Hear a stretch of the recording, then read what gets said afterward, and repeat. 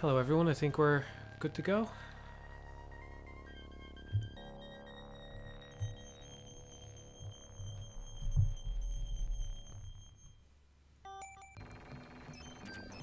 Looks good. Looks good on my end anyway. Just don't trust these things, so I gotta wait until I see a chat message. There we go. Hello, how's it going?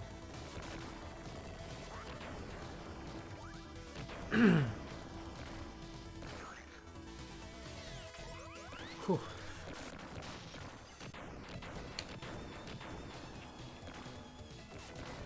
Yeah, well, you can still go to sleep. The stream will be here for you whenever. So, you don't have to watch just because it's on.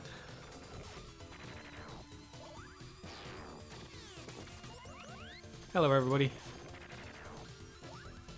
It's 5 AM here, yeah.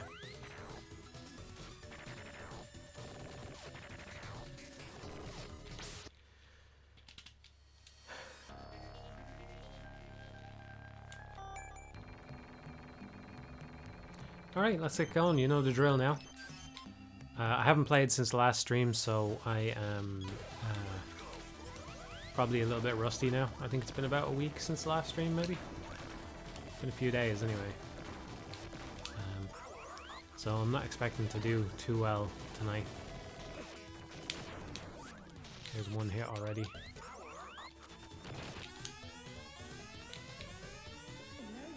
I figured I should play a little bit again before I rust up completely, you know? Hang on, let me just move this closer. I might as well just restart this one now. How's everybody doing? You alright?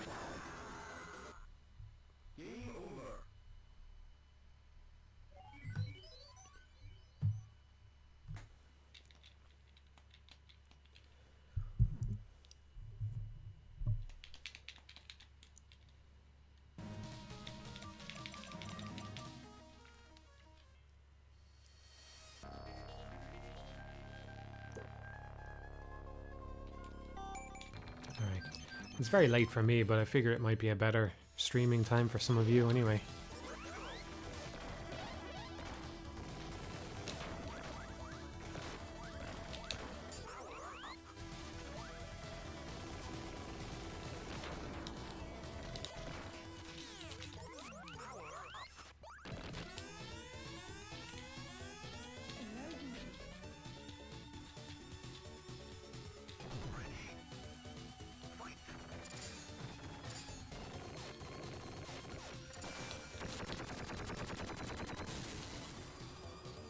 It's gotta be what, somewhere between 11 and 9 in the States, right?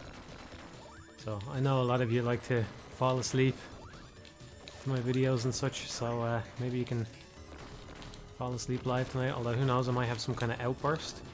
You know, when I beat the game with no damage, obviously I'll have to have a big display of emotion on that inevitable victory. No, I'm mostly gonna try and keep it pretty quiet anyway, so.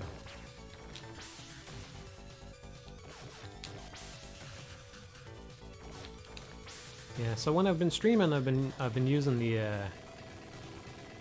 big blue weapon. I don't know what the names of the weapons are. The big blue weapon against this guy, and I should be using that because that's pretty effective anyway.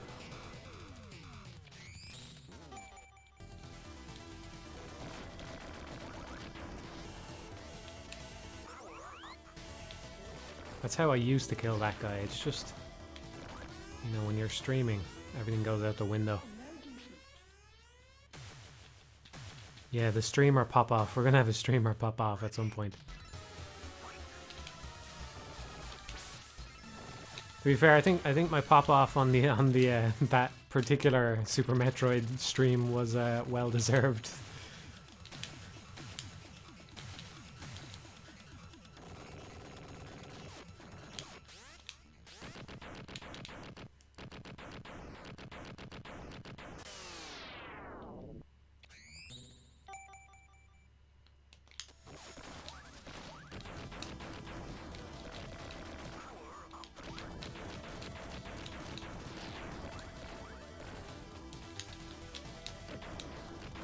Well, there's one hit.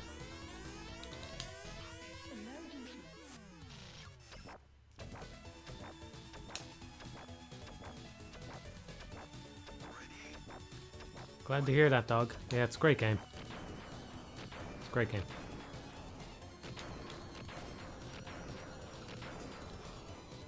It's like I was saying before, I was gonna do a recommendation video on it, or at least I had something written for it, but I kind of feel like giving it a little bit of giving it a specific shout out in the Meta Micro videos thing kind of feels like enough. Feels like a recommendation of its own in a way, you know?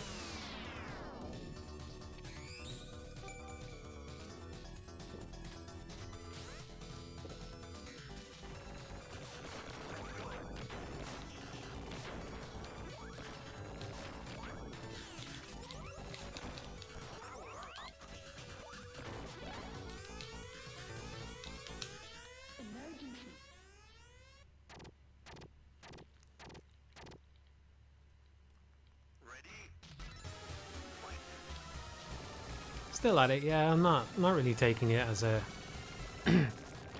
as a serious challenge right now or anything. Like I said, I haven't played it since I last streamed it. If I was really, maybe it's a bad way of going about it, but if I was really trying to get no damage 100%, I'd be just playing it non-stop, you know.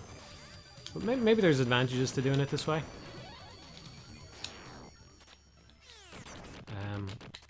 I just don't want to rust up at it again, you know?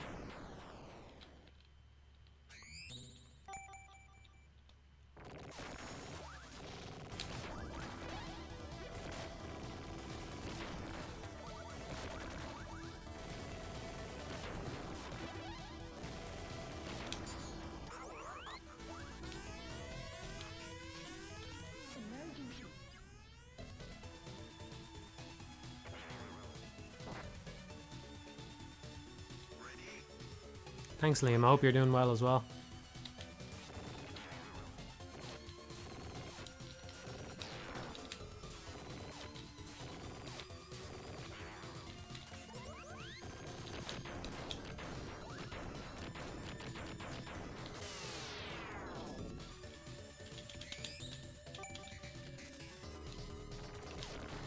Yeah, well, I said this in one of the streams that the plan was to keep going until I get under 10 damage. I think that's what I said, under 10. I got 15 on the last stream, that was the lowest so far. My high score is 4. You know, when I stream I try to vary it up, but I do actually, I go through phases where I'd like to play a game over and over again, you know? Depends on the game, obviously, but I don't know. It's not like... I feel a bit strange about doing it myself, partly because these things all got archived on this channel, you know, so it's like... Even though it's supposed to be kind of a dumping ground, really. I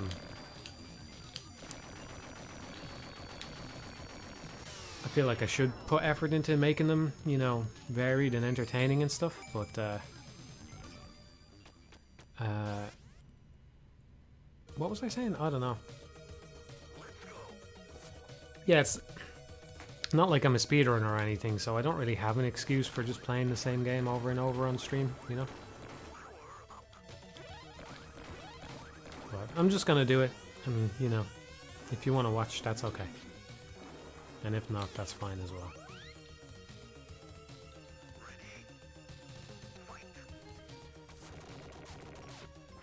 Yeah, I did notice the thumbnails were all stuff that weren't gameplay. I don't choose them. The streams are just gonna fire and forget for me.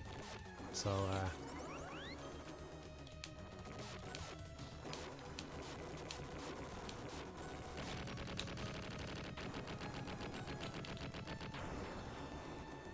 what is my relationship with weed? I don't have one. I've never smoked it.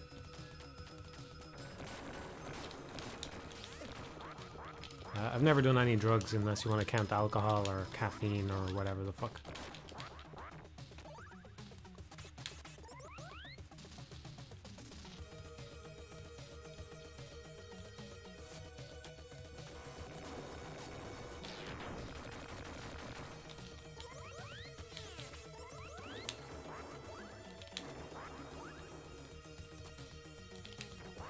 There's a... I suppose I haven't said this on the stream yet. There's something I haven't been able to do in this game. And I think it would be very, very hard to do without taking damage. But I haven't accomplished it at all. But basically that thing has weak points on it. And I reckon if you kill it, you get a ton of bonus points. Because there's a thing in Sin and Punishment that seems basically impossible to do, and the game taunts you by showing you a bonus you could have got by doing it. It's on the very last boss. I feel like you can probably kill that purple thing if you kill all the surrounding things on it, but I haven't been able to do it. And it certainly seems like it would be extremely hard to do without taking damage.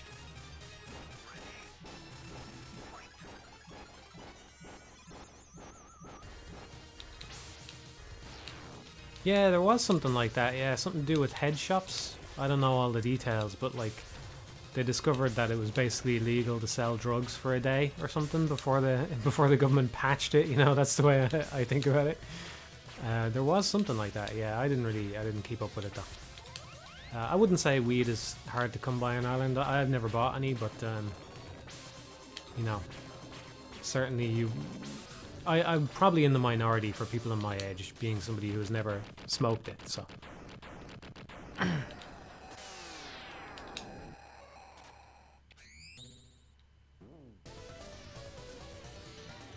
I haven't played Kingdom Hearts 2 Critical Mode. I've heard good things about it, obviously, so I probably will check it out eventually. It's one of those things that's on my eventually list. I'd say there's probably a lot to like there, but just in general, I don't think Kingdom Hearts, like, even if that critical mode is really, really good, I think Kingdom Hearts has a big uphill climb for me because of the fact that a lot of it is just real-time menu navigation, which is something that I fucking despise. I don't like it. So, you know, that's a problem for me. You know, I don't know how many other people it's a problem for, but I don't like it. I don't like the fact that you're just basically going through a menu in the middle of battles. You know, it just seems like there should have been a better way to accomplish all that stuff. I haven't played those games in years. Maybe if I played it, it would be more understandable to me because I'd understand why they did it. You know, maybe there's too many abilities or something. I don't know. But so I think it will have a big uphill climb for me there. But I think so many people seem to love it that it certainly makes me interested in it. All right, there's probably something worth knowing in there playing the critical mode, but I haven't got around to it myself.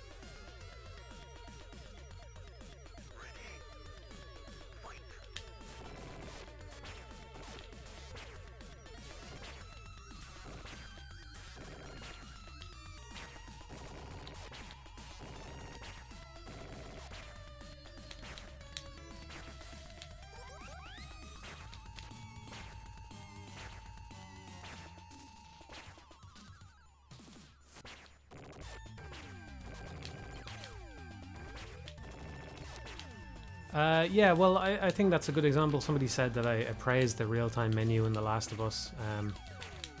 Yeah, you're right. I think that's a good example of how, like, what I'm saying, where things can be good in one game and bad in another, you know?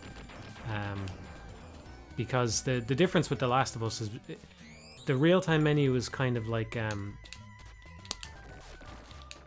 It's not real in the sense that Joel actually sees it, right? It's not something that actually exists within the world. But what's really happening when you use that real-time menu navigation is you're performing an action that the character themselves would find time-consuming and difficult to perform in the middle of combat, you know? So when you bring up the menu, you're like swinging the backpack off your back and opening it up and doing stuff like that. And it's good because it adds tension in the downtime when you're crafting an object, you know? Whereas for something like... And it depends on the game in the sense as well that, you know, The Last of Us kind of lives or dies by that level of immersion and groundedness to it, you know? Like, that's a big part of the appeal of that game, right?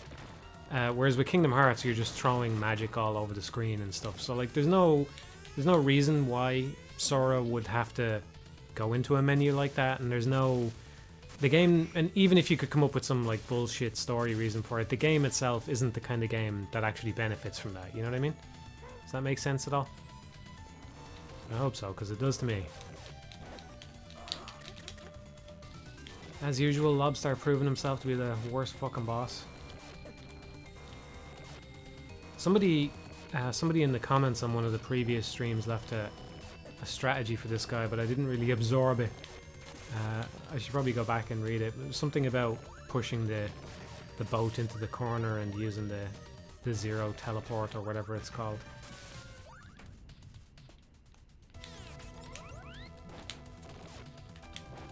Yeah, I don't remember the shortcuts. I've played, to be clear, I've played Kingdom Hearts and Kingdom Hearts 2. I just haven't done critical mode, and it's been a long time. I played them when they released, so I don't remember the shortcut system. I don't know what that's about.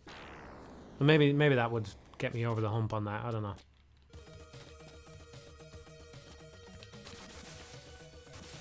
Yeah. Yeah, Sora isn't actually doing anything time-consuming or difficult during those moments where you're picking a spell. That's it, basically.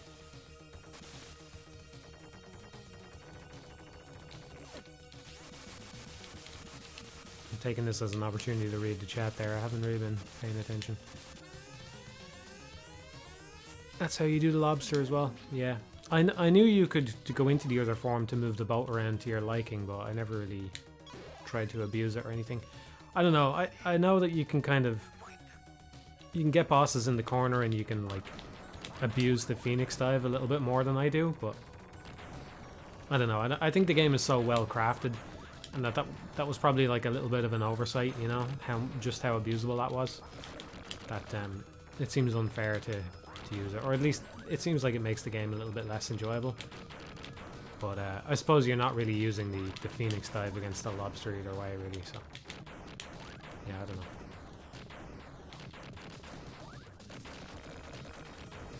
Probably could have farmed a bit more health there before trying to take that thing down. Need to kill a couple of these things.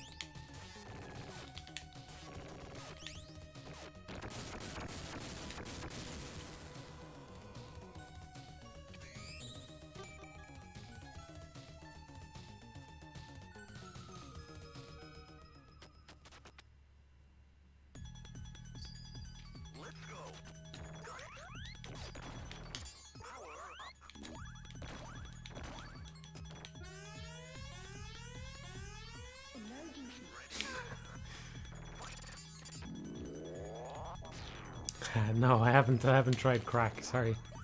I'll get right on that.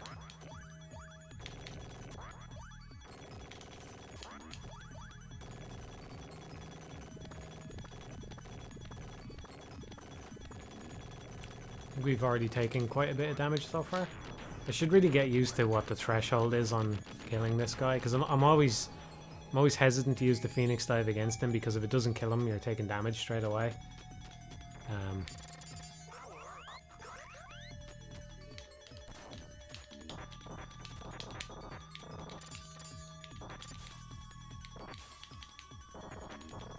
I also never learned this pattern. This is... whoa. Yeah, I was going too quick there. I should probably put my headphones on as well. There's a minor flaw with the game right there. That's something that should be randomized. The patterns on those things should be random. Like the laser thing that comes down on the giant eagle boss that's coming up in a bit. The laser pattern on that is always different, so those things should probably be random. I mean, it's a very minor thing, I know, but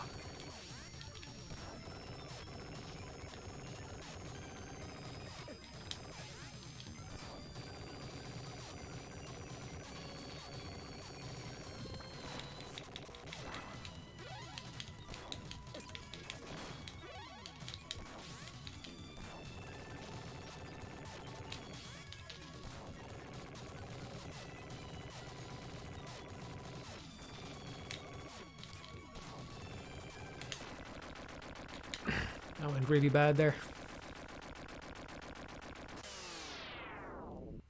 Yeah, the game's a boss rush yet. No, Terra Enigma is on my list of stuff to play though. I've been going through PS2 games lately, so the latest thing I played, I've nearly finished it, is Castlevania Lament of Innocence.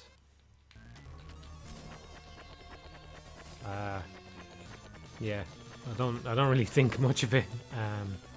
I wouldn't recommend it or anything.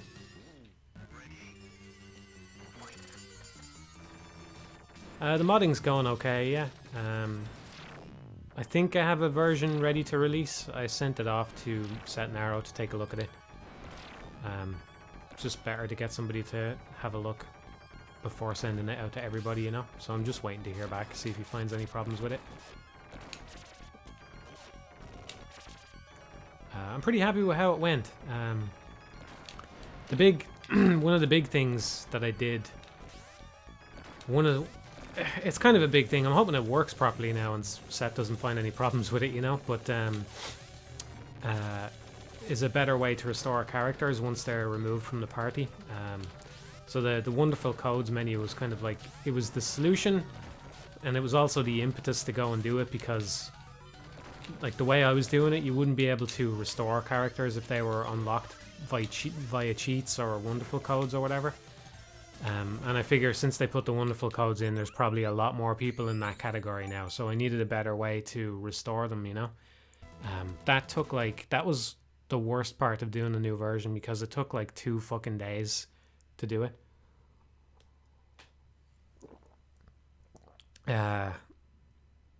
Yeah, Curse of Darkness is up next. Yeah, once I finish Lament of Innocence, yeah. So that took like 2 fucking days to do, though. You would think it would be simple, and you know, like anything, it is once it's done. But I tried 4 or 5 different approaches that all just crashed for some reason. I still don't understand it, actually. I don't know why they weren't working, because I was making very simple changes, but it was causing. I can only assume that it was like some kind of seg fault or something. So I think the compiler was doing something clever, or the programmers did something they weren't supposed to, but maybe something clever. And it was like that simple value that should only be controlling something was actually determining some kind of memory access point later or something. Like I said, I don't really understand it, but it took a long time. So, but yeah, it's in now, and hopefully it'll survive. I'll be able to hand it out soon. Yeah, I'm looking forward to seeing, like, I don't want to talk about the new stuff that's in it because I might have to cut them if it turns out that there's problems or something. But there's some cool new stuff in there, hopefully, anyway. It's been a very satisfying to do. I want to get back to it already, but it doesn't really make sense to carry on working on it right now while I'm trying to get a version ready to hand out to everybody, you know? It's better not to make changes at the minute. So, but like, it was enjoyable because I could sit down and just work on it for 16 hours and then go to bed and get up and do it, and not have to try and motivate myself or anything, you know? I'm thinking I'll probably do a little Patreon post whenever I release it. So I'll talk about it a little bit more then, I suppose.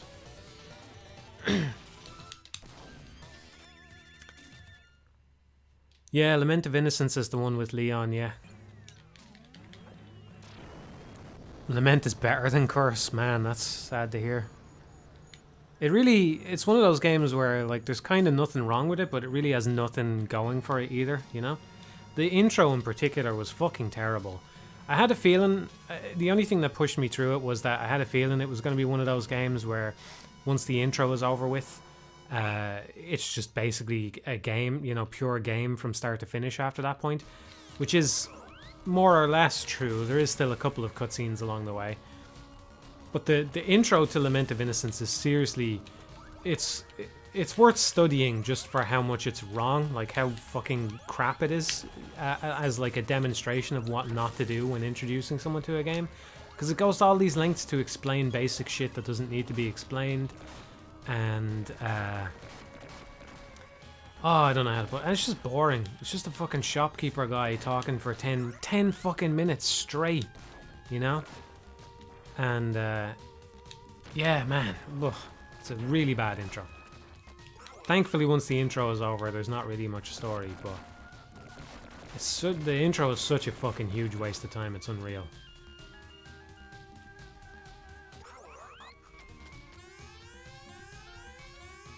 I don't think there's a "no, you betrayed me" thing. It's just Leon arrives at the castle and he talks to a shopkeeper guy, and the shopkeeper guy says, "Yeah, the lord of the castle lets me live because he treats it like a game. So you know, I'll help you, but like, I can only do that because you know he lets me do it and whatever." And that's it. That's the whole thing. And he hands him the whip. And he's like, "This is a special..." Look, I don't need the fucking backstory for the whip, or at least I don't need it yet. You know, I don't need it right at the very start of the game. I don't know. It's just...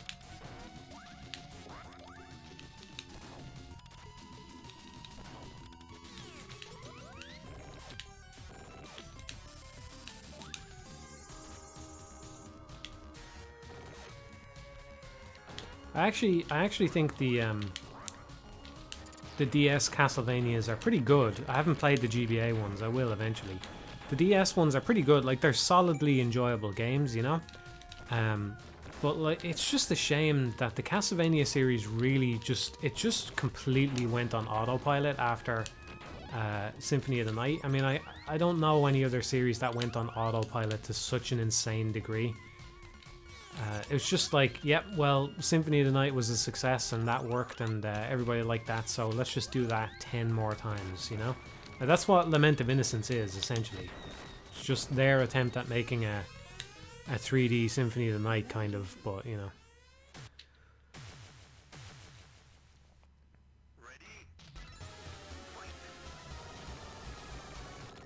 Huh. You're right that there is psychic kids in both Alien Soldier and Sin and Punishment. I never thought about that. Yeah, could be. That'd be pretty cool.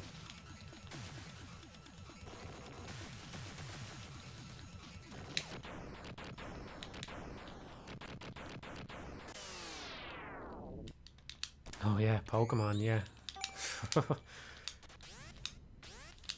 Well, I haven't. To be honest, I haven't played a new Pokemon game in forever, so I can't judge that directly, but yeah.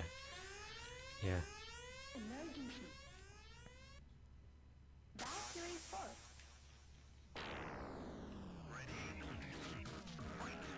suppose there was that HD multiplayer game, you know, that's a bit different. I actually kind of like how that used the higher resolution to do something kind of new, the way you could see so much of the game all at once. That's pretty cool. So there's that, but there's so many Castlevania games that are just let's do Symphony of the Night again. You know, that worked.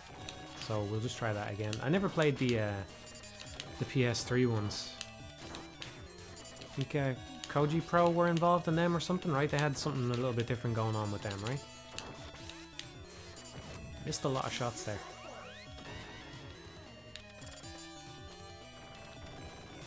I don't know that Koji Igarashi is a designer. Isn't he a producer? Anyway, yeah, that's kind of what I'm getting at, though, is like he just seemed content to do the same thing over and over again. I suppose like you can look at them and there is minor twists on each one, especially once they get to the DS era. You know, you've got the soul collecting thing, and you've got the switching with Jonathan and Charlotte, and I don't know. I'm sure there's some gimmick to Order of Ecclesia as well that I can't remember. So there is kind of stuff there, but I don't know.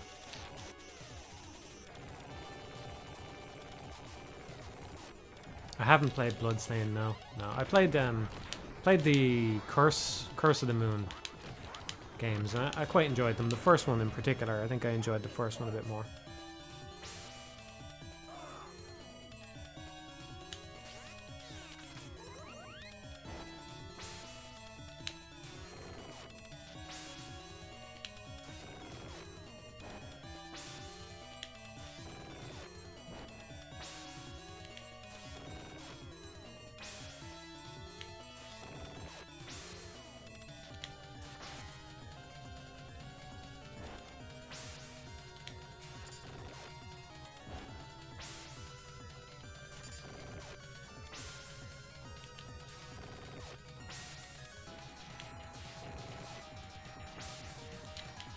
I think I honestly disagree. I think a lot of the Lament of Innocence music is pretty dull, but I will say, yeah, that first one, which is it? The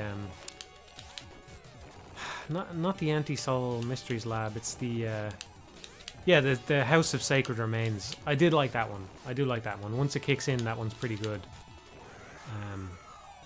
But no, I wasn't even a fan of the soundtrack. I'm being honest with you.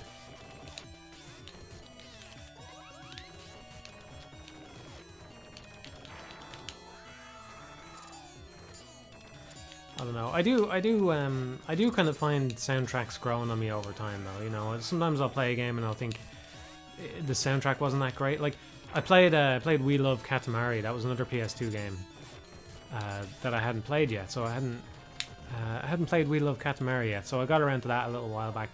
And I think what happened with me there was I let a couple of tracks sour my opinion on the soundtrack as a whole, because there's a couple of tracks that are just not that good. The one in particular, the kind of farm animal one, where it's just fucking animals making noises. It's like, it's kind of funny for about 30 seconds, and then it's like, oh, I have to listen to this the whole time I'm playing this fucking level, you know. And there's another one that's it's like an a cappella version of Katamari. What's it called again? You know the one, the main Katamari theme. There's like an a cappella song in it, and again, it's like, oh, this is kind of cool, you know, but it's not really something that I enjoyed listening to while I was playing the level. But actually, after giving the rest of the soundtrack a fair shake, there's actually really great tracks in there. I really fucking love some of them. Like the Tsuyoi Gari one, or Tsuyoi Gari, I don't know what it is. It's the guy with this, yeah. There's another one, I can't remember the name of that one. There's another one, Baby Universe, that's really good as well. So there's some really good tracks in it as well. I think it has some surprisingly weak tracks on it though.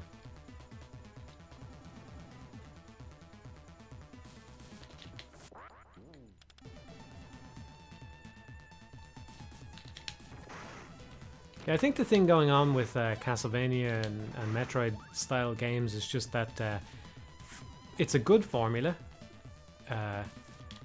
It's a satisfying formula, you know, and there was actually a period of time where there just wasn't that many of them for some reason, you know, despite it being a very successful and good formula.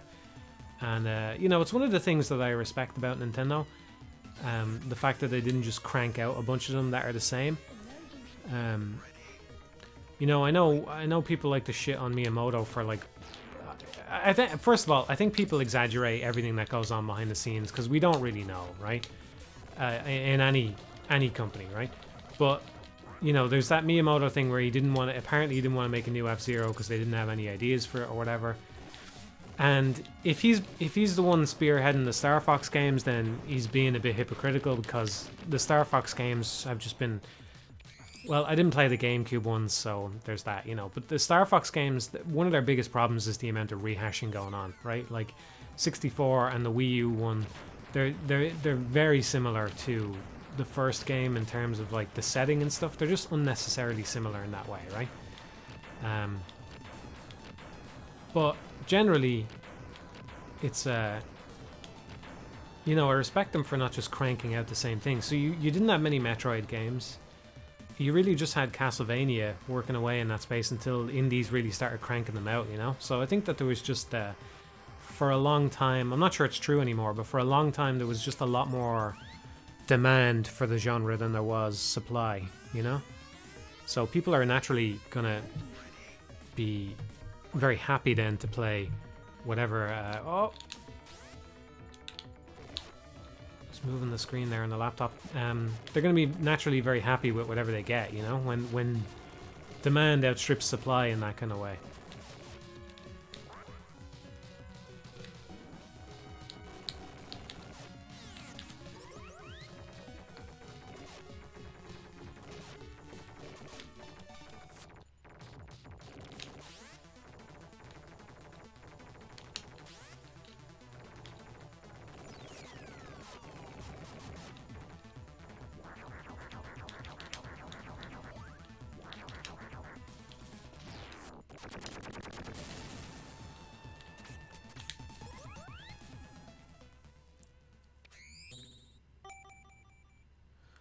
No, I've never listened to those Theophanes Majora's Mask albums. No, I haven't.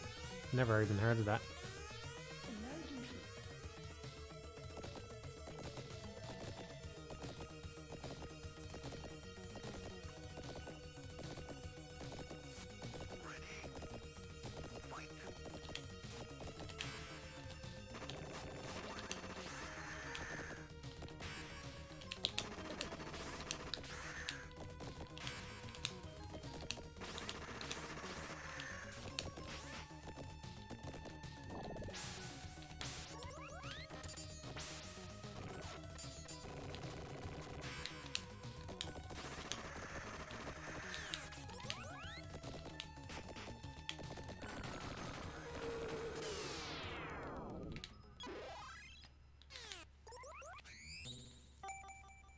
I'm gonna say, I wonder if it's possible to kill that boss at like a specific point so that you still end up with walls coming at you after he dies, but I think that's what the flash afterwards is all about. The game is basically loading you into a different like section of the map or something.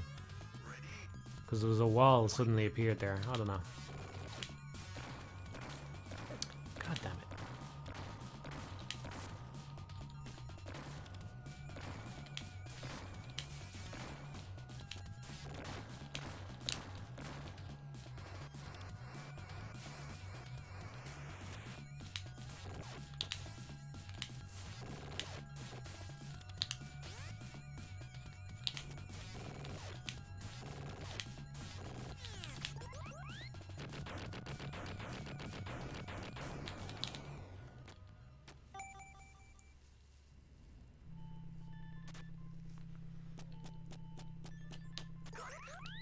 No, I never got around to Chibi Robo. I'll probably go on a GameCube binge after the PS2 binge.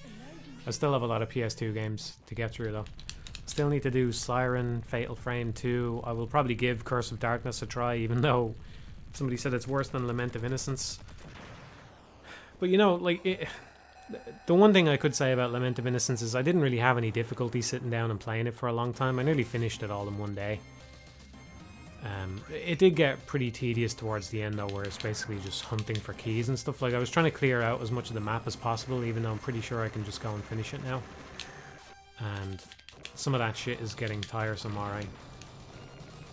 There was a bit, I don't know if there was a different way I could have done this, right? But it was some of the most blatantly time-wasting shit I've seen in a long time, where I found an extra part of the map. Okay, I'll say part of this is probably my problem, right? Because there was one area of the map that I didn't find right when I could have, which is minor spoiler here if you give a shit, but you have to lure a plant over to a certain part of a room and jump up on the plant to get into another room, right? And I didn't do that the first time I went through the map. So I'm going back through the game, sort of clearing off areas, and I go and I do this, and I pick up a key. And when I go into this area, there's another area that I can't get into, right? It's like a jump I can't make, right? So I can't get to it. So I leave. Maybe there is a way I could have got through there, right? But I leave anyway, and I go to where the key opened up, and the key gives me an ability to run fast, right? And now that I can run fast, I can go all the way back to that area I was in before, and I can finally jump across that gap. So I'm talking about getting deep into a whole fucking level, right? And then going all the way back into another level and all that, right? So then I can finally, I might actually die here. Okay, just barely. And then I get through there and I get one little item. And that's it. You know?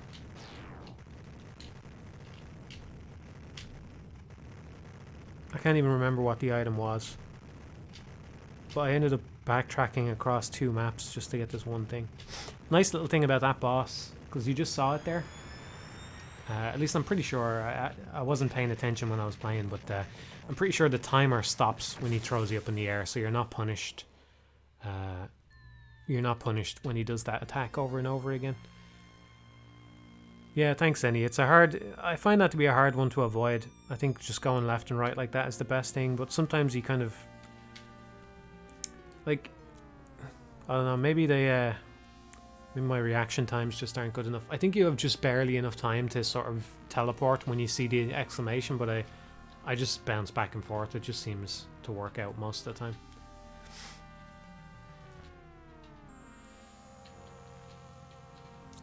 I sleep on and off around the clock, Johnny. Yeah, my sleep tends to drift. You know, when I first left my day job, I tried to stick to a schedule, but I don't think it made me more productive. I think I'm better off like this. So.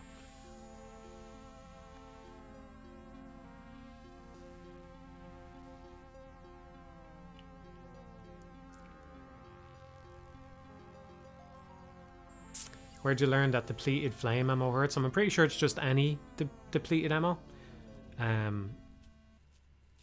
But basically, I was trying all my weapons and nothing was doing a good job, so I just thought I'd try the empty weapon, and the flame one deletes. The flame one is the quickest to empty out. I'm not sure if the other weapons do hurt them. I'm pretty sure it's the same weapon once they're empty. But yeah. It's always fascinated you, just the sleep thing? Yeah. I don't know. There's pros and cons to it, you know. Like I said, sometimes you gotta be up at certain times to deal with real life shit, and that's horrible when you're, you know, ready to go to sleep and it's like, oh, I gotta go somewhere or do something that's only possible now. That sucks. But, I don't know. It would be nice to stick to a schedule. I also will say I hate going to sleep when the sun is up. Just physically, the act of trying to get to sleep when the sun is up is a bit harder, I think.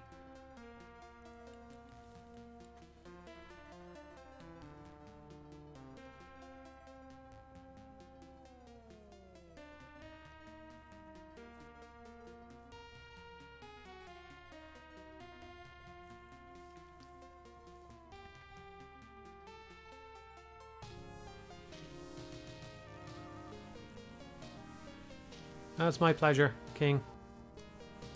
It's a great game. I've had a bunch of people come back to me now and say that the Wonderful 101 is becoming one of their faves, so that's great. I hope I'll have if you're on the PC version, I hope I'll have a mod for you soon, some more options on the mod. Oh well, actually a mod at all, because I forgot. It's not working for anybody else at the minute. Yeah, I'm still torn on that, to be honest with you. It is tempting. Like I was thinking the other day, the game will probably settle down into some, like they'll get to a point where they're not going to patch it anymore. But you know, even once they stop patching it, 3 years later, there could be some minor change to Windows or something that's like they have to throw in this extra line of code here or something, and it just throws everything out of whack. So I don't know. I'm gonna stick to the way I'm doing things for now, but yeah.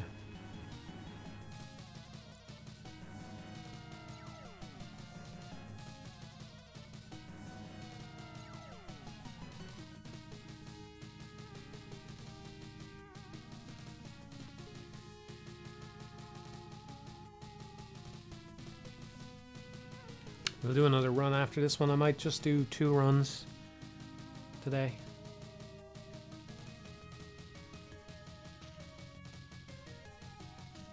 I'm predicting somewhere about 20 damage on this one. I don't think I had any... Oh, well, I got hit by Sunset's stinger, which I think counts as multiple hits because you get poisoned by his stinger. It stays stuck in you until you do a dodge. And I was a bit slow on getting rid of one of them. So that could rack up a lot. I'm going to predict about 20, 25 maybe.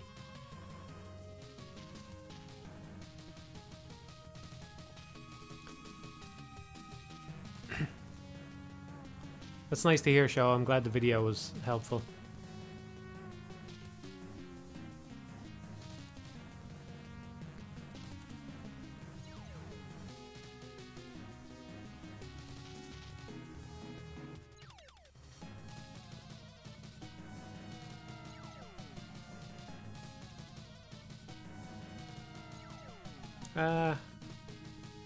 I never know how much people mean by fan, you know?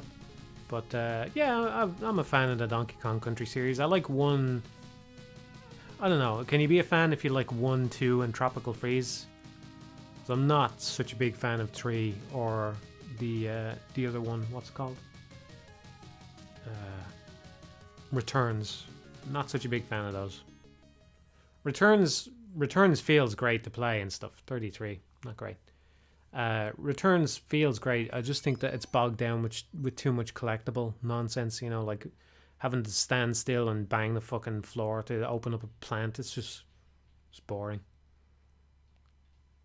Everything else about it is great, but when you have to do that every 30 seconds to get a collectible, that's, you know, drags the game down. I think Tropical Freeze had a lot less of that. I don't have a VR headset, so I would need to upgrade my computer first. And yeah, I still don't know what I'm going to do about money for now, so I'm probably not going to upgrade it until I have a better plan for what I'm doing, whether I'm returning the videos or what. But I'd need to do that first. I do want to do that sometime soon because the thing is way past its prime. It passed its prime in 2012 and it's been downhill ever since, you know. I don't want to take a hit right at the start. I'm restarting this one.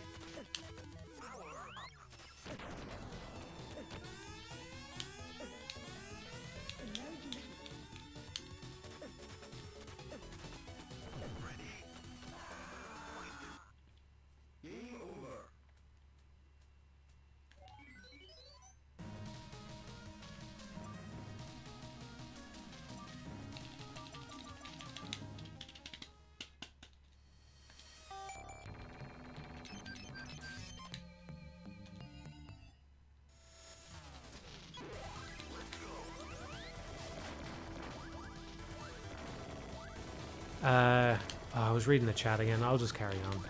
I'm not expecting to get no damage anyway. Somebody asked have I looked into the request where the combo meter in the Wonderful 101 would change depending on your rank. I did look into that, yeah. It's something I'm personally interested in, you know, because I think I mentioned it in the Beautiful Joe commentary.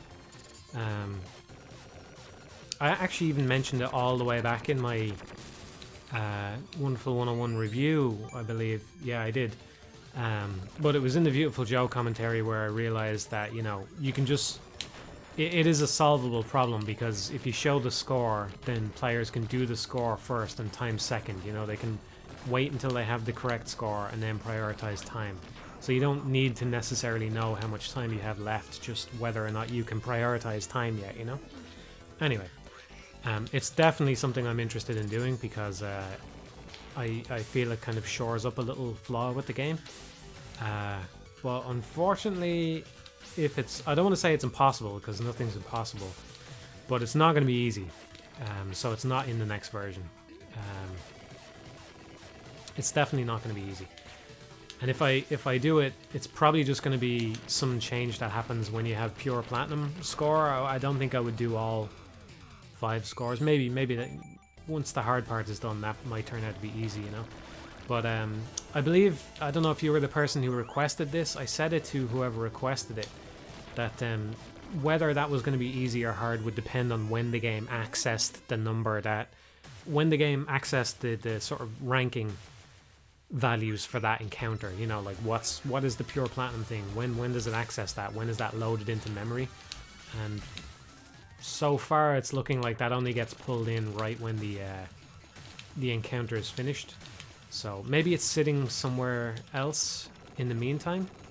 You know, you would kind of think that it might be there somewhere, but it feels like it's only been loaded into RAM right as you finish an encounter, or at least that's what it looks like right now. Anyway.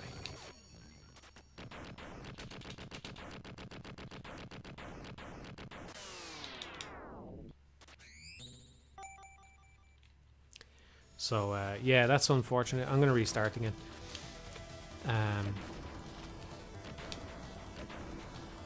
But I will try it again. Sometimes you just have to get lucky or be persistent with it, you know? So,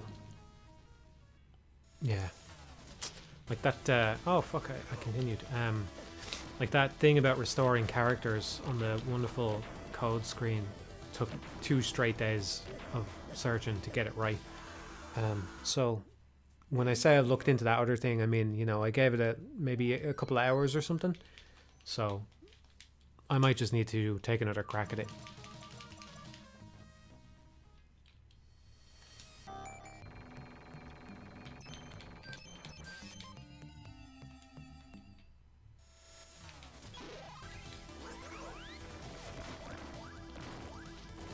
Stop reading the chat. Okay, I'm gonna focus on the game.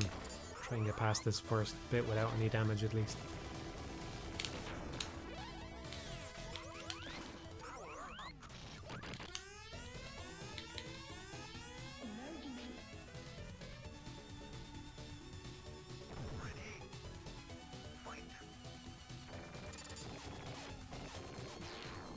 It's probably not Platinum's decision to port it, you know? Talking about Anarchy Reigns, right? I mean, this is the thing, I don't know how people don't get this. They don't have a decision to port anything. Like, even the Wonderful 101 wasn't their decision in the beginning. I mean, it seems like they own the IP now, so they can do whatever they want with it now. But that was, you know, they had to negotiate with Nintendo for that in the first place. So it's really Sega's call, whether or not you get an Anarchy Reigns port or anything else. Because they don't own any of the IPs that they've worked on so far. This is the thing, like, you know, they're posting about the Wonderful 101 on Twitter all the time, you know, because it's the fucking first thing that they own, or at least it seems that they own it. So they can post about that whenever they would like, right? And then every time they post something, people are just asking for Bayonetta 3 news. It's not their fucking call.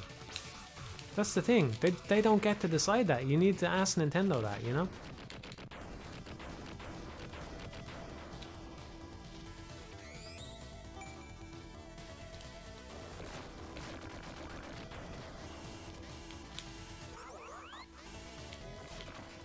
I hope Nintendo carries on. They seem to have an approach now where they're just announcing stuff like 6 months before it comes out, if that. I really hope they carry that on forever, because I'm really sick of the idea of companies announcing shit so far in advance, you know?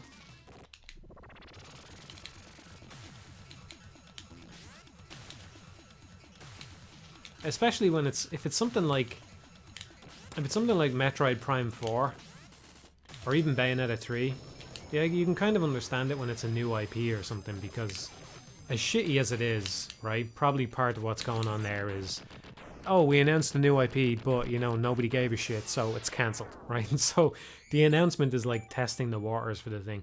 But if it's something like Bayonetta 3 or Metroid Prime 4, you don't need to do that. You know, I'm sure they have some kind of analytics about, you know, where those franchises are at in terms of interest. They can get that information some other way. So you don't need to do that. You can just say, here it is. It's out in 6 months. Enjoy. You know?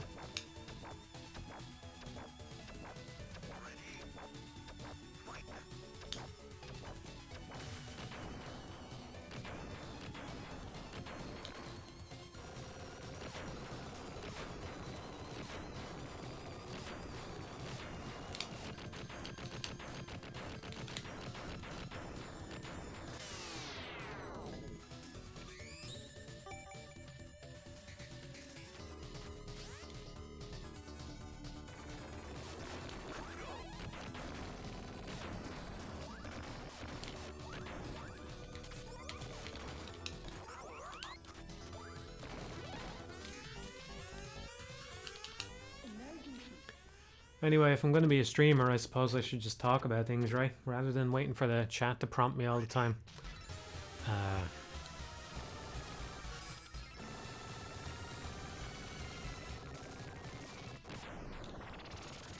Yeah, so I have an interesting opinion that I'm not sure many people will agree with, right? Because I think that... right, I love Gurren Lagann, right? I think Gurren Lagann is great. But it's not technically a Trigger show. I know a lot of Trigger staff worked on it and stuff, right? But it's not technically a Trigger show, right?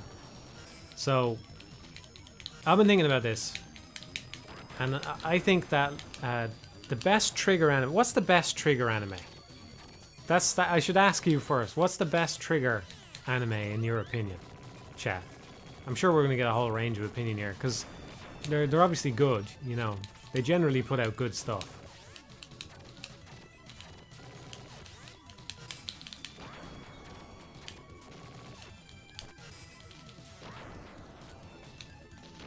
I'm surprised. I honestly wasn't sure anybody would have my answer as well, so I'm relieved that some people do. I think it's Luluco. I think Luluco is their best show. I really do.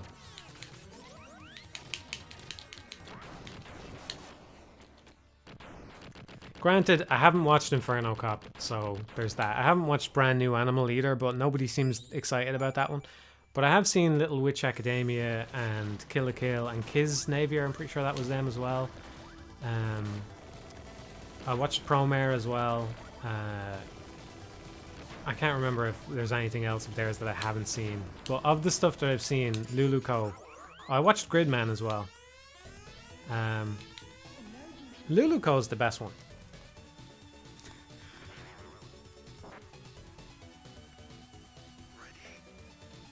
I'll tell you what I like about Luluco is that this is the same thing that I like about Gurren Lagann, and I think it's not entirely missing in their other stuff, but it's certainly lacking, or at least I think it's lacking.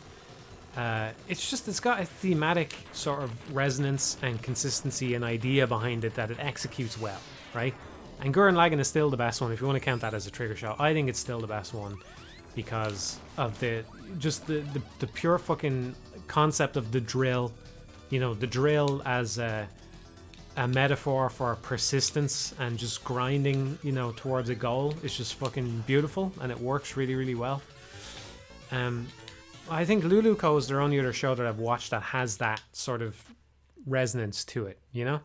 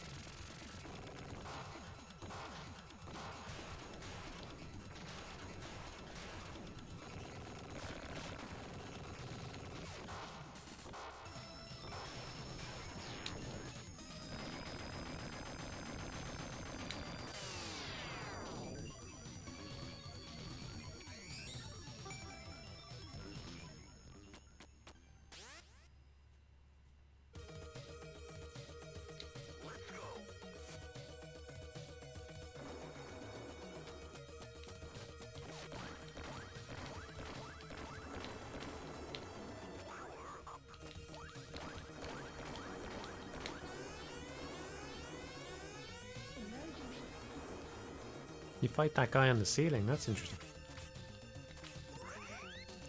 Yeah, I didn't like it when that bit in Promare. I didn't like it. Here's another thing I will say, right? What I didn't like about Promare was there was too much rehashing going on, like thematically. I think there was too much rehashing going on, and that's one thing that I think is interesting about the divide there. In that I was a little bit disappointed in Promare. Like, it's great, and it's a visual feast. It's absolutely worth watching. But on a thematic level, it felt kind of rehashy to me. Whereas Luluco straight up rehashes a bunch of Trigger shit, but it actually uses them in a different way. You know, like, it's got a whole different story behind it that's not in another Trigger show, essentially. And a whole different idea behind it, you know? So even though it straight up has a bunch of Trigger stuff in it, it's not a rehash. Whereas Promare is kind of a rehash, you know?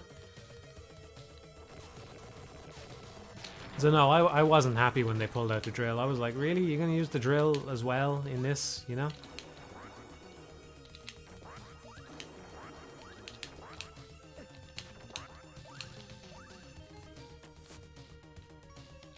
Like, even,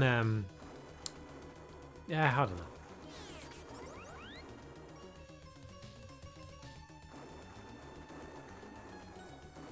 I don't think Imaishi is a hack. I think that,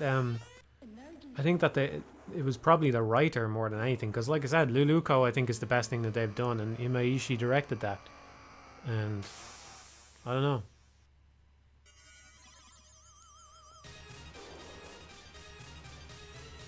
Promare does look great visually though. It made me wonder, I was watching it and I was thinking, you know, they did this using CG, right? And you've got, well, what's the premier CG animated studio in the world? Well, it's obviously Pixar, right? So I'm watching Promare and I'm going, if this is possible with 3D animation, right? Here's another hot take, as the kids say, right? If this is possible with 3D, why the fuck does every Pixar film look the same? Like, because they do. They all look exactly the same as each other. So if you can do all this sorts of mad shit with it and pull it off, why do all the Pixar films look alike? Why is nobody disappointed by that?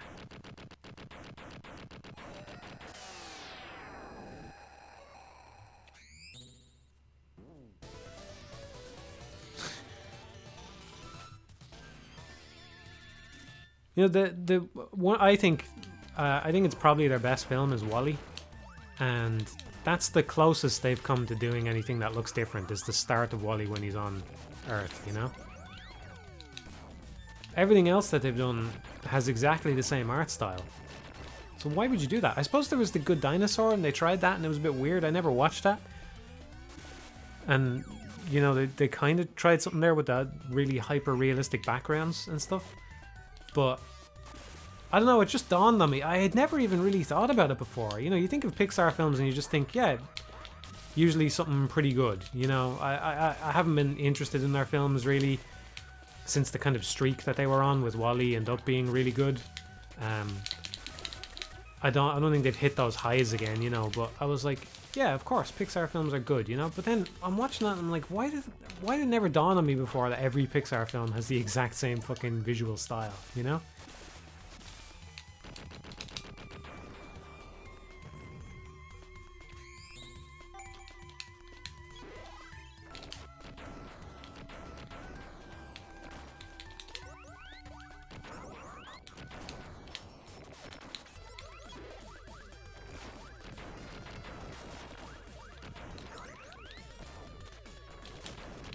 I'm up late, not early.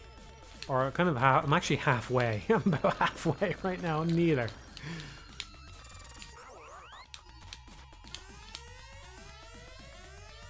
I'll be up for a while, yeah. I'm probably going to stop after this one, though.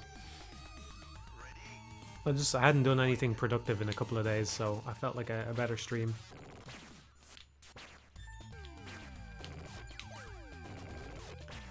I have such a hard time relaxing. I know it's a shitty thing to get hung up on, but I really do have such a hard time relaxing. I was doing that wonderful 101 mod for like 16 hours a day for 2 weeks straight or something, you know? And then I stopped working on it for a day, and I'm like, no, this is no good. I have to do something, you know? I'm not happy with this run. I'm gonna restart this one. I think this is bad because I fell in the water a couple of times now. The damage number here is going to be incredibly high. There's really no point. Oh, I might as well just fall in the water. That'll kill me.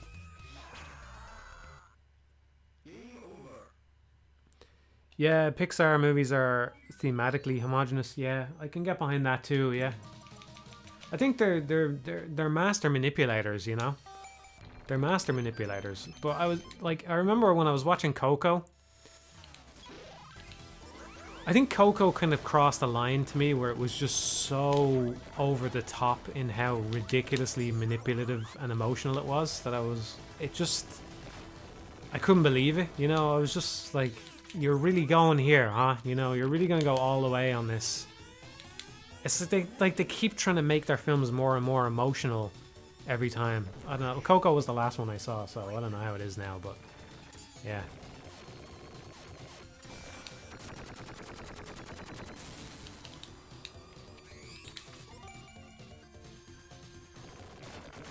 Do I watch any older films pre-60s? Not many. I did watch Seven Samurai not so long ago. I want to watch some more Kurosawa films. They're pre-60s, right? I can't think of any other ones that I've watched pre-60s.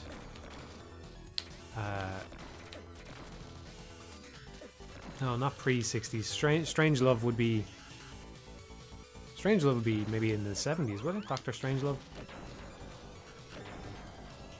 I haven't watched that many old films. Favorite Western TV show?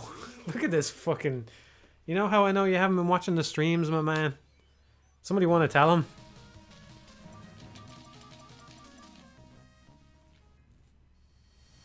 Yeah, Rashomon, I gotta watch that, yeah.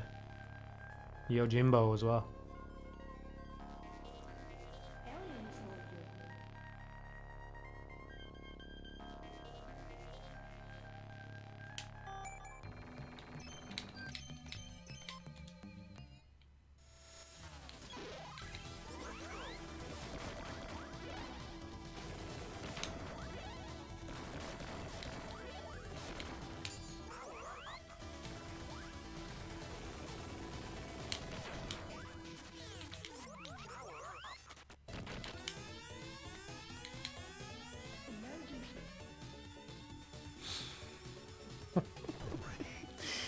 Yeah, it's The Sopranos, yeah.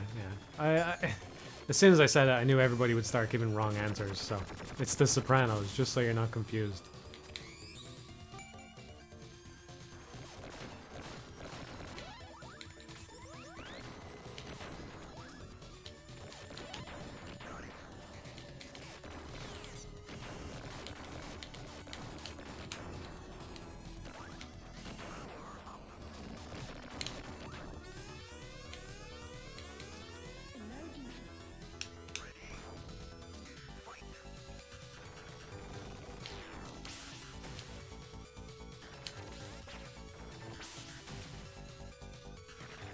Whoa.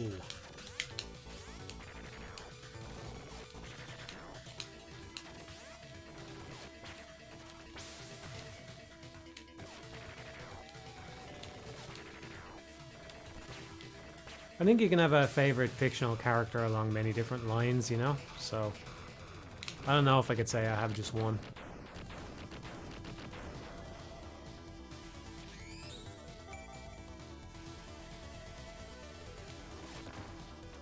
Yeah, I've mentioned The Sopranos a couple of times now. I feel like I talk about it too much, if anything.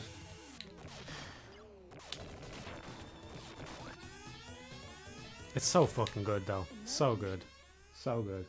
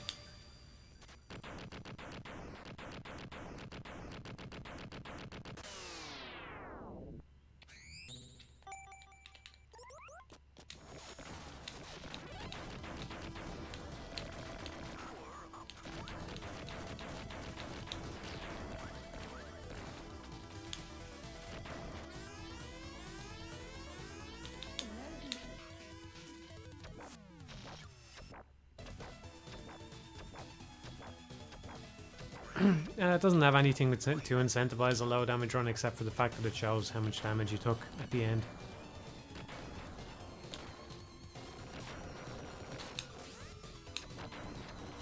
Had to dodge there, by the way, because whenever you kill one of the little mosquitoes, they release a... or bees or whatever they are, they release a revenge bullet, so in case anyone's curious why I dodged.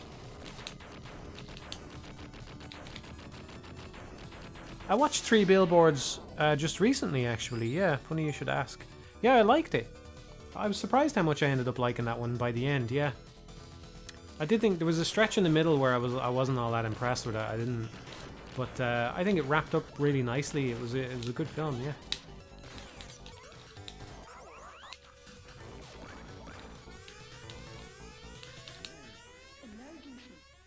The start of it is great as well. I didn't know what was going to be on the 3 Billboards, you know. I was like, I think I only watched it because it's from the In Bruges guy, you know. So, yeah, it was good.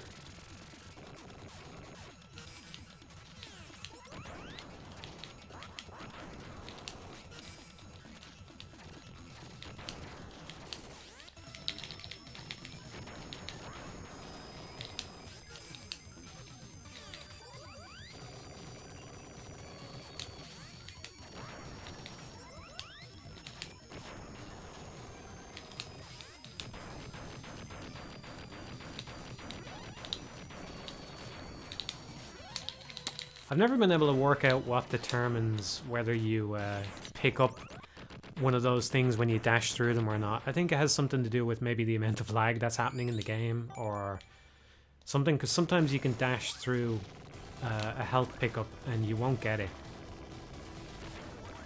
And other times you collect a whole string of them. And I don't really know why. So I was hesitating there. I was tempted. I wasn't sure whether to dive through them or not for the health, you know? Because you can go and make a risky... It's a flaw, because you can go and make a risky maneuver like that and get no reward for it, even though you dive straight through the thing you're trying to pick up.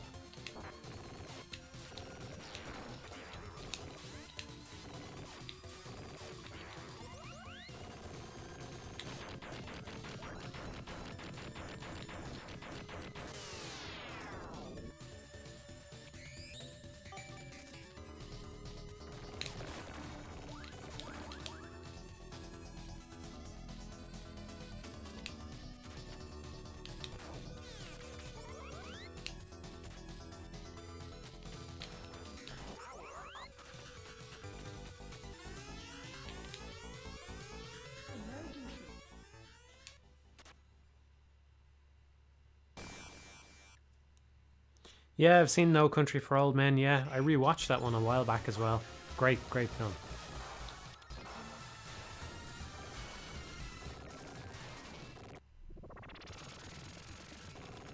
I haven't read the book, so I can't say how it is as an adaptation of the...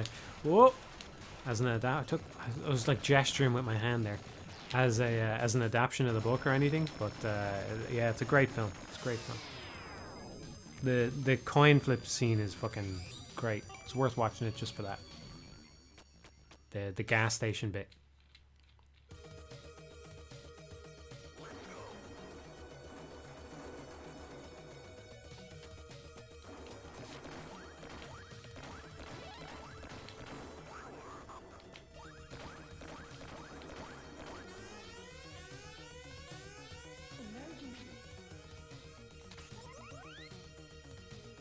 Oh, that's good. Most of the dialogue is verbatim from the novel. That's cool.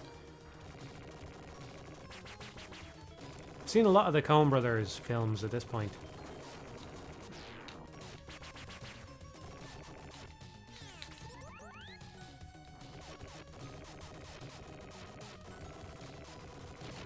Yeah, I don't want to do a Sin and Punishment run. I'm not as good at it as Alien Soldier in the first place. And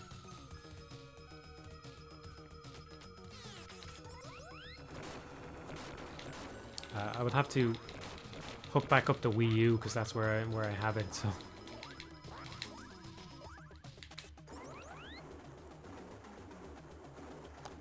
Good night, Butter.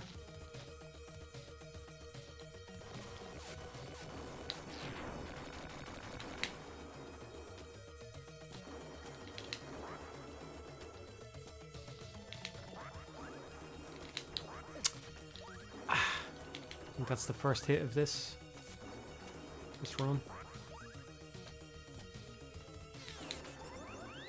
It's unfortunate. That is one of the difficulty spikes along the way, dodging those turrets.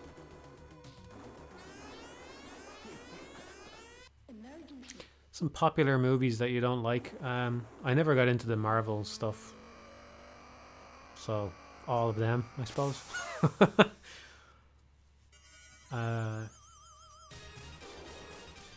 I don't know. I'm not into Star Wars either. I think the original trilogy is fine, pretty good even, but I don't really get it. Well, they're good. Like I think the original Star Wars trilogy pays off with the whole Luke and Vader stuff in the third film. That's my favorite stuff in that whole trilogy, I think. But I don't know. Not really my cup of tea. I'm not really into those kinds of things. Not into the Marvel films either.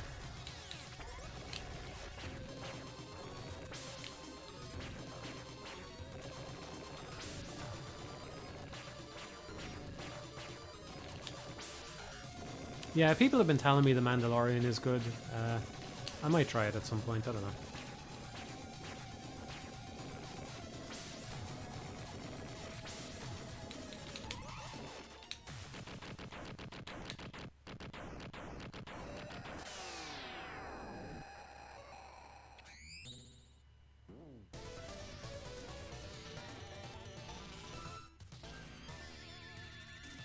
Yeah, I think that's basically my feelings on it. Star Wars is a good trilogy. It just has no right to be this huge cultural phenomena. Well, I wouldn't say it has no right. It obviously has that right and has exercised that right. Um, I definitely agree. The first three films are good. You know, I think the world would be a worse place without those first three Star Wars films for sure. But I don't get it on that level. You know, I have no need for any more Star Wars after those first three films.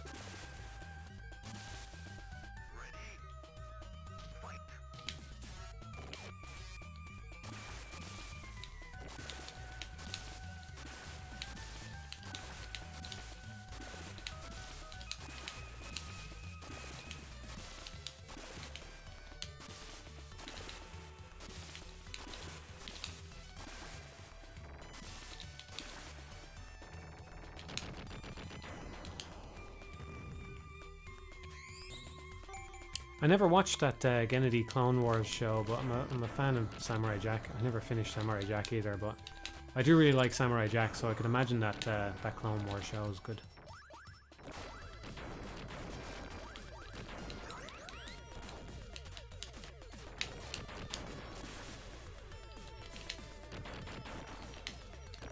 There probably is, you know, because I'm not into Star Wars, I haven't engaged with any of the surrounding media. I'm sure there's some good stuff in there. Yeah, I know lots of people say Knights of the Old Republic is good. I'm sure there's great stuff in there, but I don't know. I will probably never see it.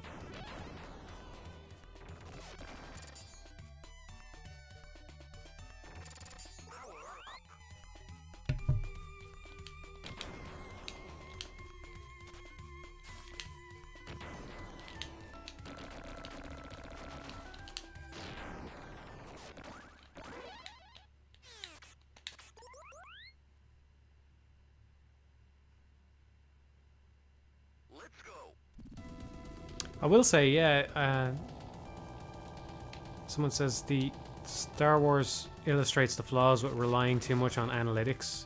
Disney thought for sure they'd use the print money until the end of time. Well, it looks like they're gonna, or at least for now anyway. I saw that picture of, they must have had some event where they announced a whole bunch of Star Wars stuff, and I saw a picture of that, and when I first saw it I thought it was a fucking parody, because there's like 15 fucking shows on the thing. I'm just like, oh yeah, it's funny, you know, you can totally imagine Disney doing that with Star Wars, but it's real. They're just gonna fucking pump out Star Wars until the end of time. I don't get it. Like I said, those first three films are good, you know, I definitely think they're good, but I don't see the appeal of being in that world for such a long fucking time and trying to explore it so much. Especially when you let so many hands, you know, you let so many people get their hands on it, that it has no consistency, it has no drive, it has no, like, I don't know how to put it. It's got no defining characteristic at its core, really, you know, apart from just fucking Jedi. You know, they have a laser sword, and that's it. I don't know. What the fuck? As if the lobster wasn't bad enough, he fucking hits me after he's dead. Look at that. I didn't even know that was possible until just now. I was looking forward to killing this guy. Yeah, I do think there's a bit of hubris going on there with the Disney thing, and that I don't think it's going to work out the way they're hoping. You know, those shows aren't all going to be Mandalorian levels of successful, right?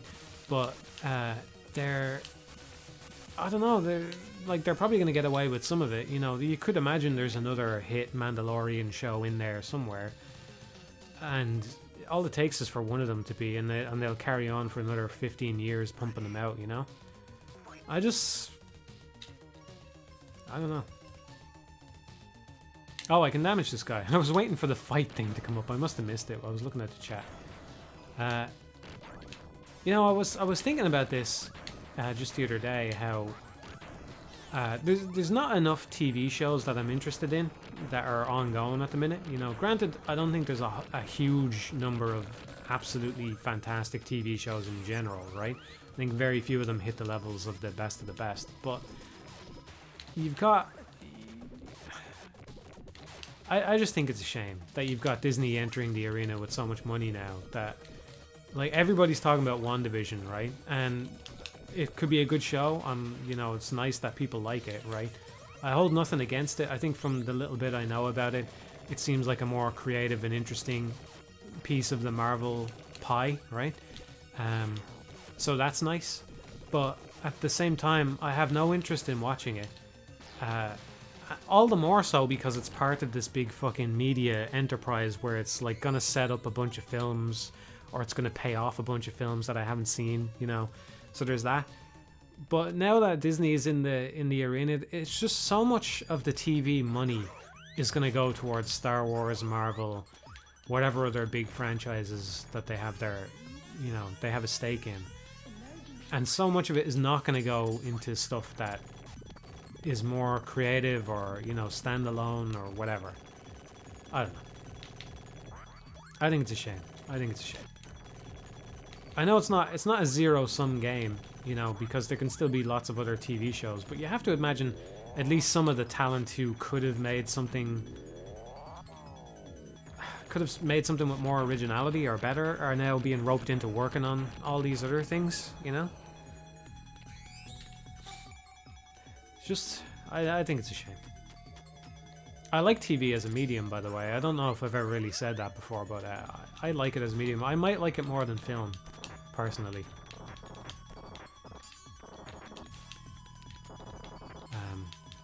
I like the amount of time you get to explore a character with it, you know, and how I think you can say some stuff with that you can't necessarily say with film or as effectively with a single film. So I think it's a shame if it goes down the tubes.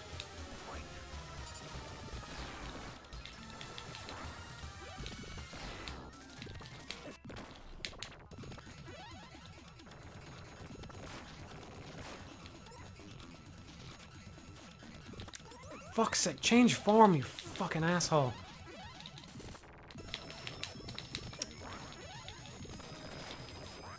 Man, these, I don't know what to call them, corn cobs or whatever the fuck, they're surprisingly hard to reflect. It's a shame. This was a good run up until now.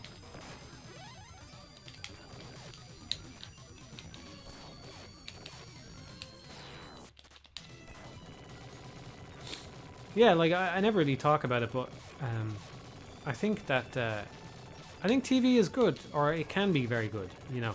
Like, I've mentioned over the last couple of streams, we've been talking a little bit about The Sopranos and how I like it a lot. You know, it's not just that The Sopranos is my favorite TV show. I would put it above a lot of films as well, you know?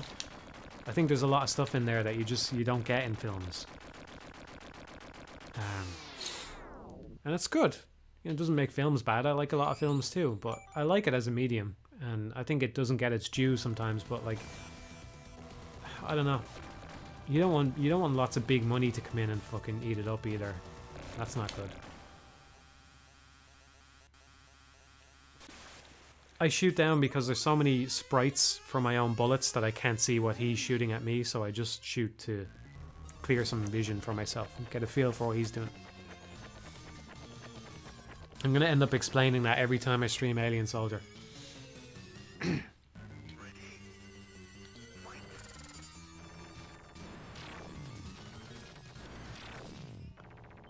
Did I say large money? Big money, yeah.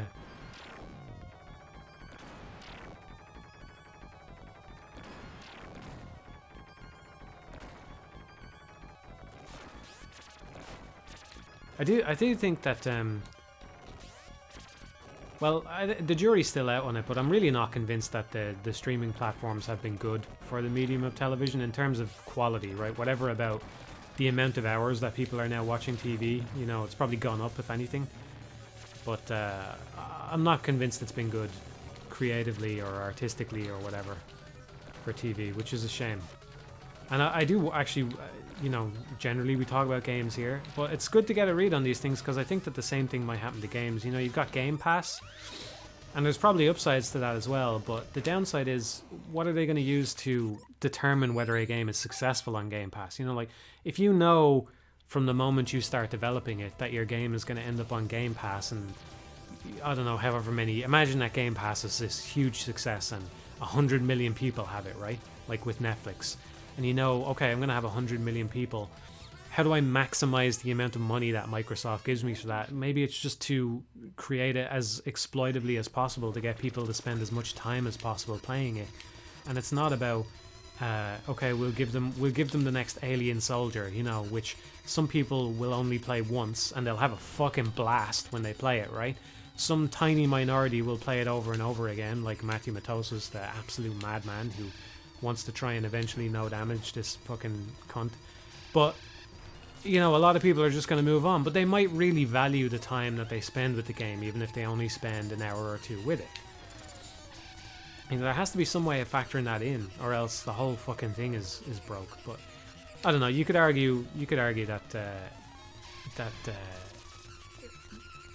it already doesn't work that way, because, you know, people have the whole dollars to hours sort of conversion shit that they do, and it's just, if you're somebody who thinks that way, just rethink that position, because it really doesn't make a lot of sense in the grand scheme of things. You know, you can play a 2-hour game which is way more valuable than a 50-hour game, and you can pay the same price for them, I think, anyway.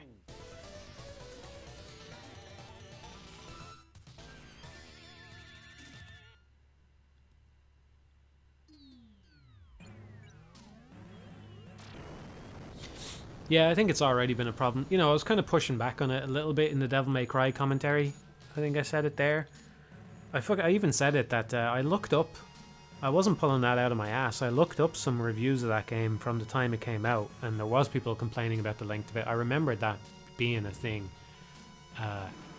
So it absolutely was a thing that people were going back on about, even back in 2001, you know?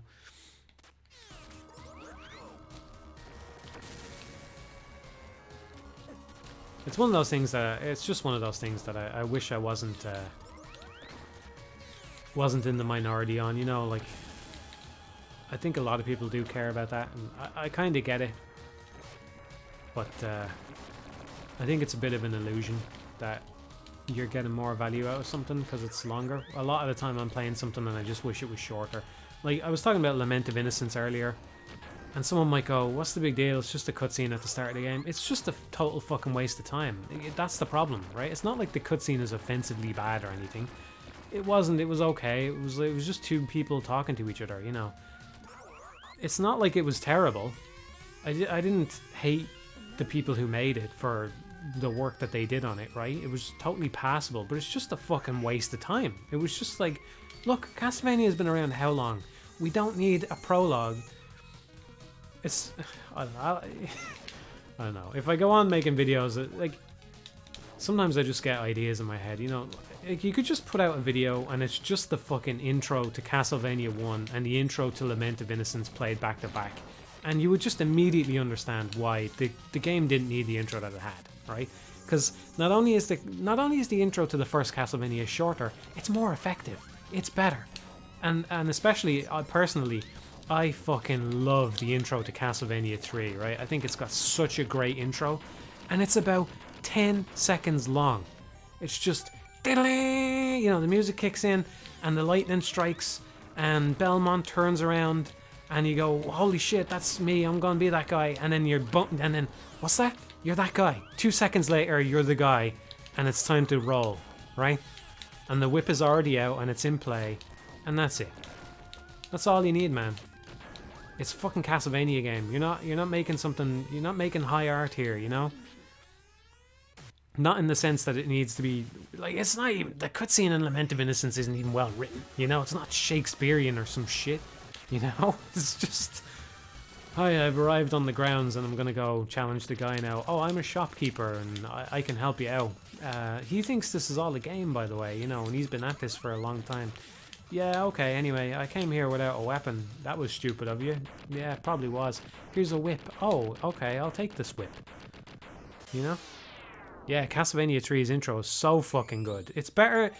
Castlevania 3 has a better intro than 99% of games, and it's 5 seconds long.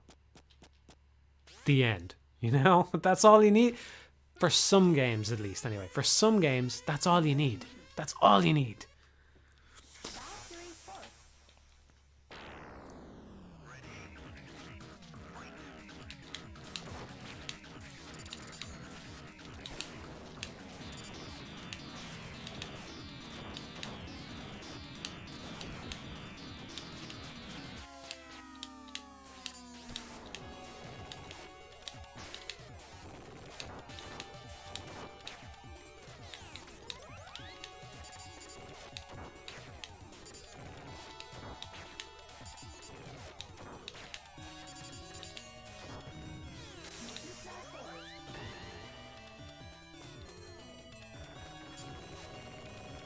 Persona 5 has 5 hours before you can open the menu. I haven't checked that, but yeah, it wouldn't surprise me, yeah.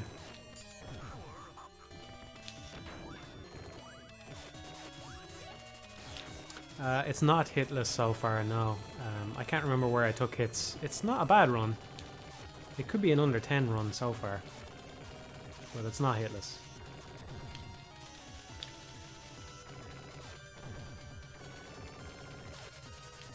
I said if I got under 10 I'd stop streaming Alien Soldier, but I'll probably just lower the bar and go again.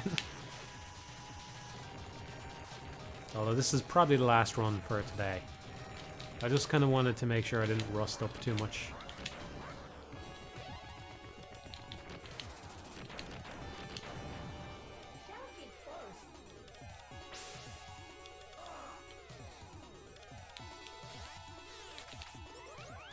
Yeah, this is 7 Force, although unfortunately it only has 5 forms, which is a shame.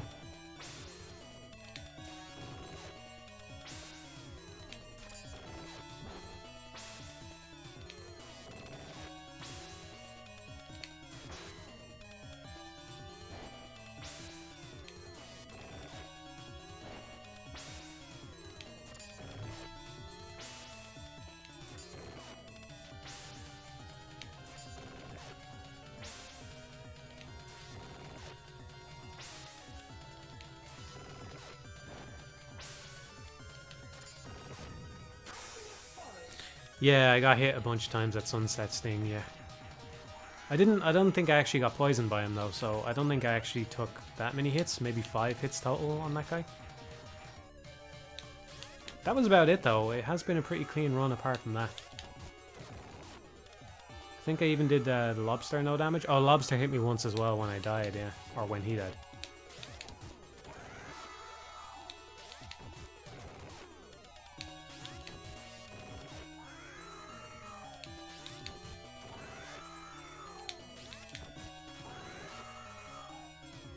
I have used too much of that weapon. I need to...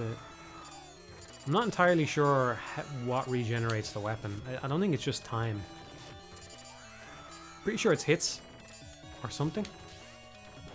This is why I'm kind of intentionally just hitting this in a non-weak part to get a bunch of hits in. Hopefully that has regen some of that laser beam, because I think I used a bit too much of it. I was too quick on that. I'm going to go for the middle one. One on the opposite side of the wheel. Should have regenerated a little bit more. Hopefully. That's not too bad. Ah, fuck's sake.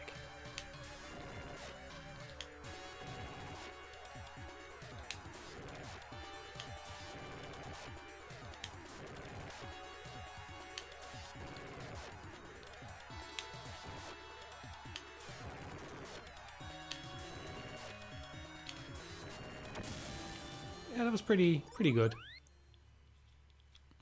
That was one hit, I think.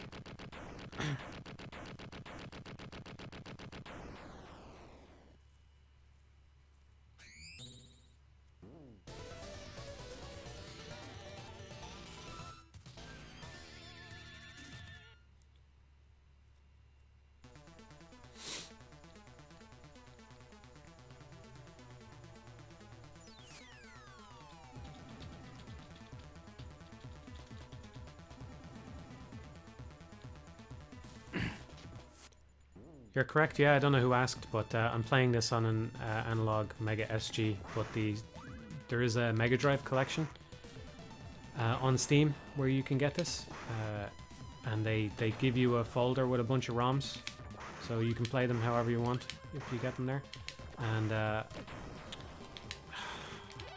that's really unfortunate. Fuck's sake. That's unfortunate. Fuck that. Yeah, the only thing is the emulator that they use on Steam seems to have a bit of input lag on it. I was still able to beat the game with it, so it's not that bad, but it might not be the ideal way to play it. I kind of like that little fake out shot. You know, like a lot of the stuff in this game doesn't have initial fairness, as I put it. So I do think it's something that's worth striving for, initial fairness. I mean, even in a game like this, it's worth not just completely throwing it out the fucking window. But I like that move. Just aims the gun. Whenever it aims the gun right at you, you have to stand right in front of it because it's going to shoot everywhere but there. It's kind of a fake out, you know?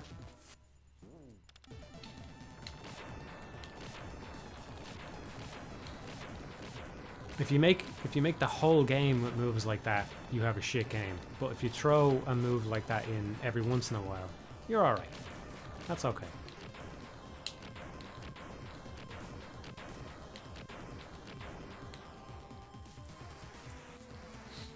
The missile thing here is interesting because some of them are in a set pattern and some of them are random. Those 3 that pop up right as the cats kind of decide to leave are always in the same position. I don't know which other ones are always the same. Yeah, this is on an analog, yeah.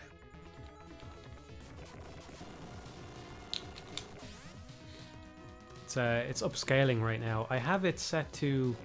Oh, I forgot to change the upscaling on it for the stream. I normally... So this is how I play it when I'm not streaming. So actually, usually when I'm streaming, I try to change it. I probably only did it the very first time I streamed this game and forgot the other 2 times.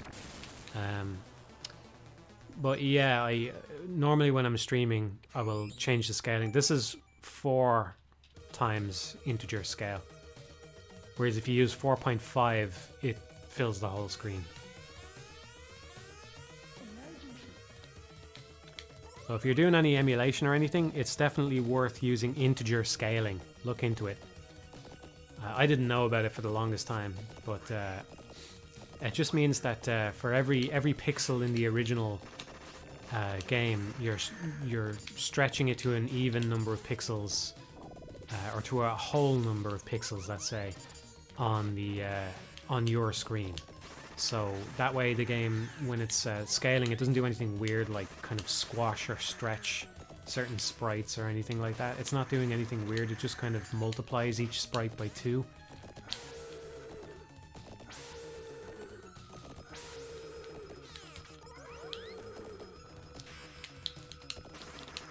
Thought I was on the Buster there, but... Man, I'm being clumsy here.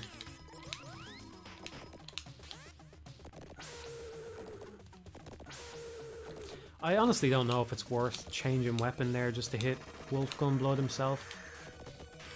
Because it seems like it's better to try and hit the horse.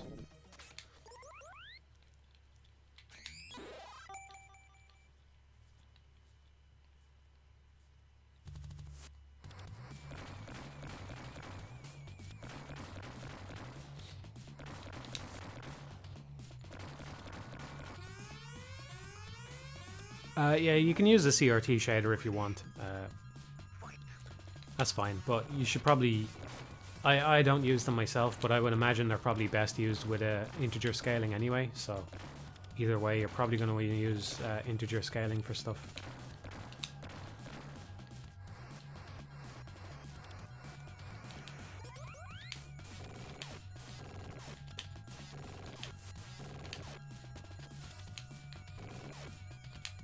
Huh, it's rare that you actually blow one of those things up.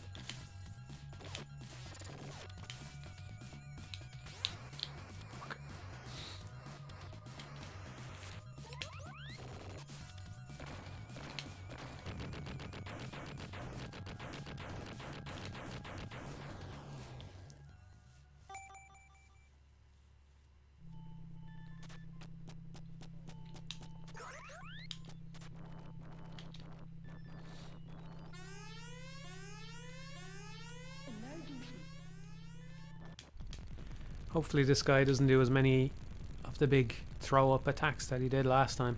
I think this has been pretty good so far. This could be an under 10, I think.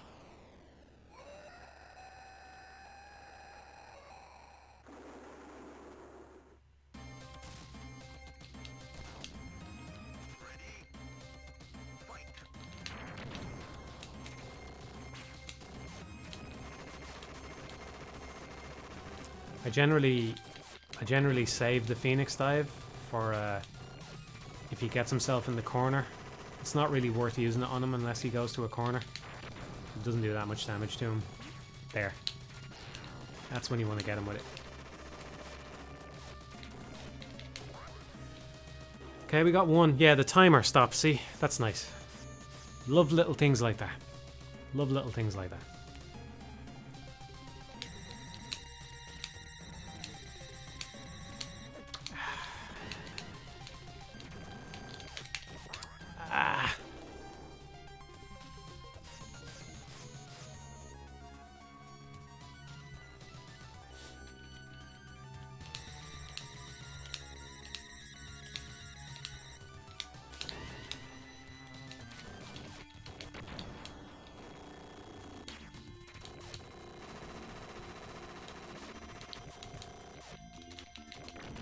There we go.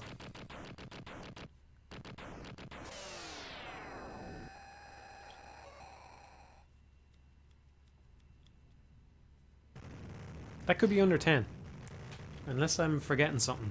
Or unless I got hit at Sunset Stinger more than I thought.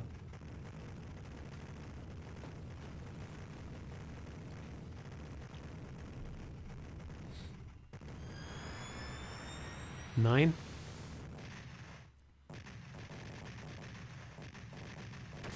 16. Someone has no faith. 14.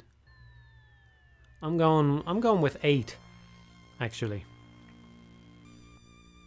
I could be forgetting some source of damage, but I don't think I fell in the water or had any kind of multiple hit things. I think the biggest mistake was Sunset Stinger. Then there was one hit on the Lobster, one hit on 7 Force. I'm struggling to think of any other hits. I'll go at 9, actually. I'll go at 9. Just under 10, I think. I'm curious about this one, because I think it should be pretty low. Should be pretty low. Oh, I did get hit at the end as well, yeah. Oh, yeah, there was the asteroid field as well. Yeah, yeah. Well, it could be around 10. I'll still go at 9. I'm optimistic. 9.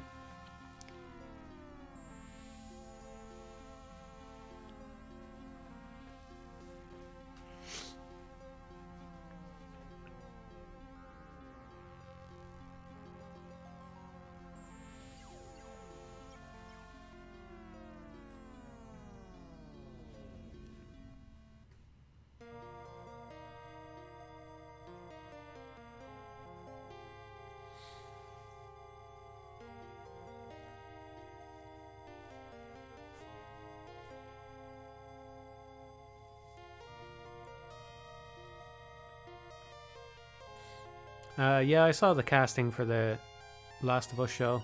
At least I think I did. It's the Mandalorian guy, right? I haven't seen the Mandalorian. I'm not sure I've seen that guy in anything, so I'm probably not going to watch the Last of Us thing anyway, so.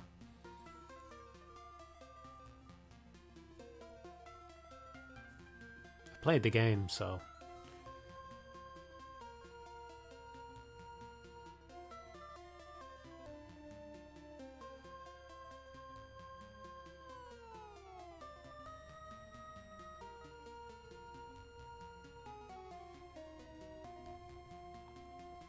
No, I don't really have any interest in any game films.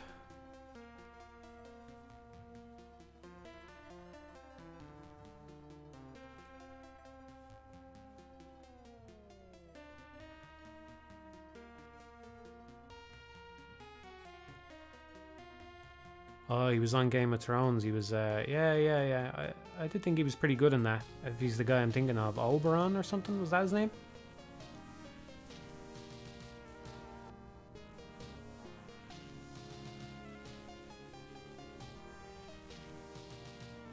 I stopped watching Game of Thrones around season 4, and it seemed like I made the right call there.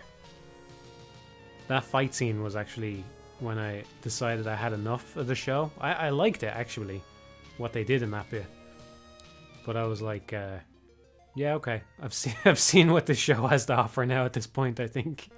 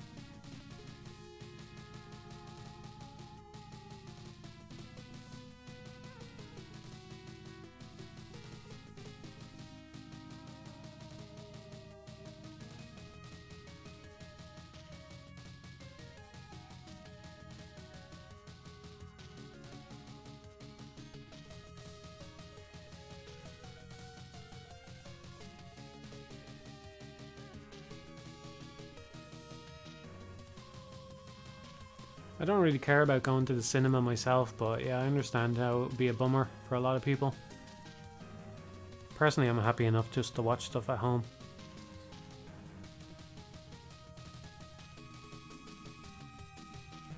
Once I get sub 10 hits, I'm done. And I'm finished streaming and finished making videos, and I'm walking off into the sunset with my head held high. So you better hope this is 11. I don't know. I'll probably just keep playing it, to be honest with you. I enjoy it. Enjoy it a lot. I'm not against playing Sin and Punishment. I would prefer to stick with this one for now, though.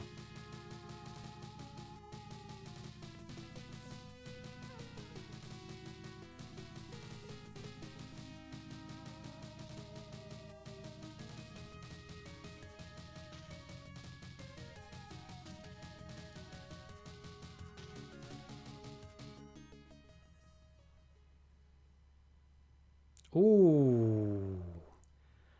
Ooh. That's a lot. That's a lot more than I thought. 19. How did I take 19 damage?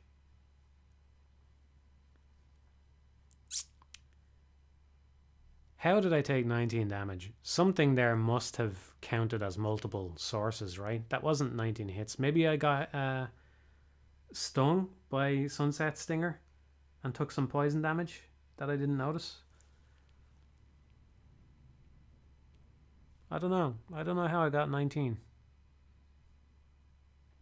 Yeah, there was a bunch of hits in the Meteor Field. I really think the Meteor Field and Sunset Stinger were the only major problems, though. Everything else was just 1 or 2 hits at most. I did take a hit somewhere nearish the start. I think around the time you're on the train, I think I took a hit. I don't know. I'm sure you can watch it back and count them up. I really don't think there was 19 individual sources of damage there, though. I think something counted for multiple.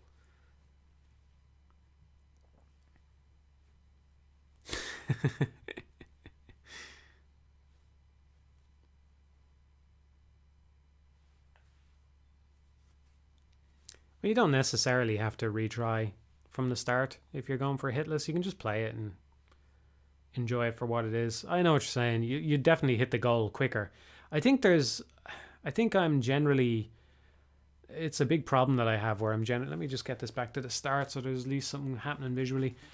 I am generally the kind of person who overdoes that. Like, say I'm going for a challenge, you know, I would naturally kind of be the kind of person who would sit down and go, okay, I'm going to try and no damage alien soldier. So I would sit down, and as soon as I take damage, I'd reset.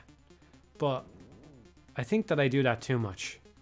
There's a lot of benefit in just fucking going for it, because if you do it too much, by the time you get to the second half of the game, you're just not practiced for it. You're not used to it anymore, you know? I think it's a real weakness of mine whenever I play anything, is that I get stuck on the perfection sometimes, you know? Whereas a lot of times it's just best to go with the flow. And it's more enjoyable as well, isn't it? It's just more enjoyable to go and sit down and do a playthrough, and it turns out how it turns out, you know? 19 damage, okay. You know, we had a run that was 44 damage, we had another one that was 15. And it's kind of interesting just to see what you get at the end, in its own way, you know?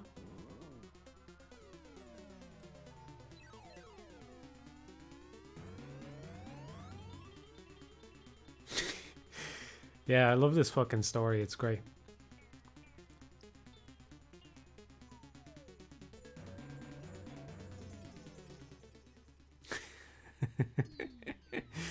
There he is, my man. Epsilon. Epsilon himself. And a big fucking thing walking on a planet for some reason. There's Z-Tiger, but don't worry about him because we blow him the fuck out pretty early on.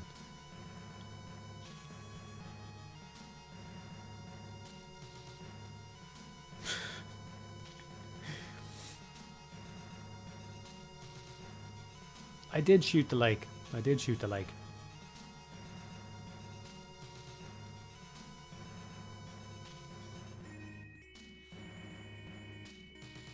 Yeah, I know, Hammer Strike.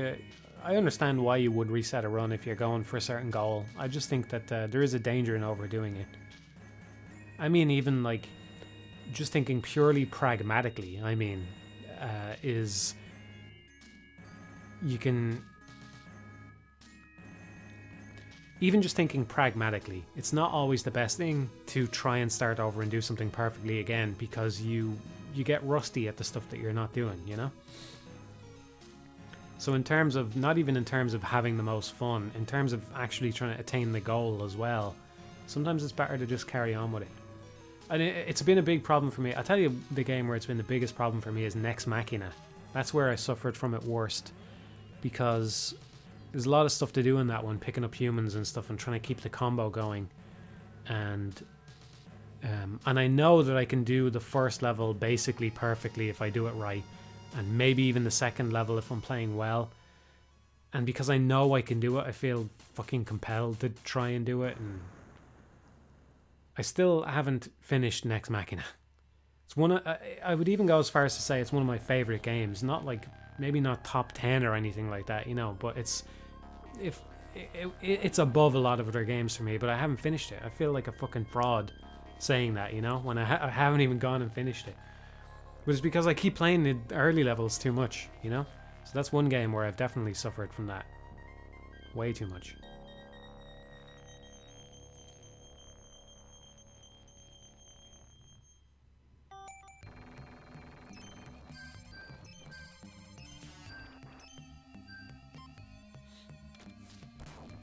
I called it, I said initial unfairness, not early unfairness. It's in the Beautiful Joe commentary. It's around the third episode in that. If you want to look it up, I think it's at the start of the third episode.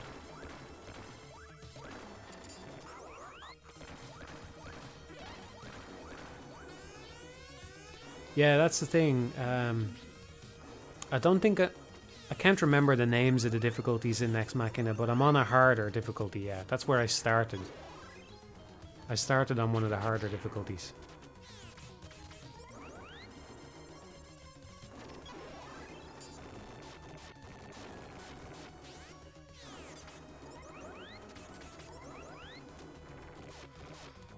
Oh, alright, I think I will wrap it up here for today. Glad to stream it for a little bit. I'll definitely stream it again soon. Yeah, I don't know what else to say. I'm just sitting here. I'm just hanging. We're in a comfortable silence, you know? That's how it felt to me there for a second. I'm like, I'm having a comfortable silence with the chat. I was just watching the demo there. Yeah, that's nice. So, yeah. Yeah, I'll be streaming this again soon. So, get ready for the whole channel to just be Alien Soldier low damage video 10 times in a row.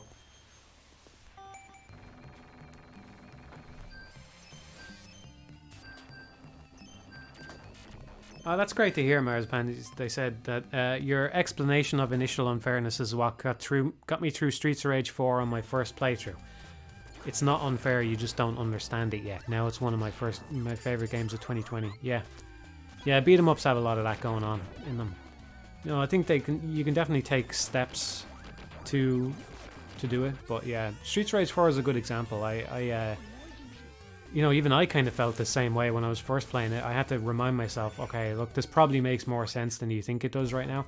Because I remember the commissioner boss in particular pissed me off when I first played it. But now I think he's one of the easiest bosses in the game, you know? So, he might be one of the most fair bosses. I think probably the least fair one is maybe the bar guy. I forget his name, the guy that was in Streets of Rage 2. He pisses me off still. But... you know, I went from dying repeatedly on that commissioner guy to just never dying on him at all anymore. And that's nice, you know? And yeah, it's not necessarily unfair. You just don't understand it yet. Sometimes you just have to learn the rules, you know? You gotta learn the rules, and that's it.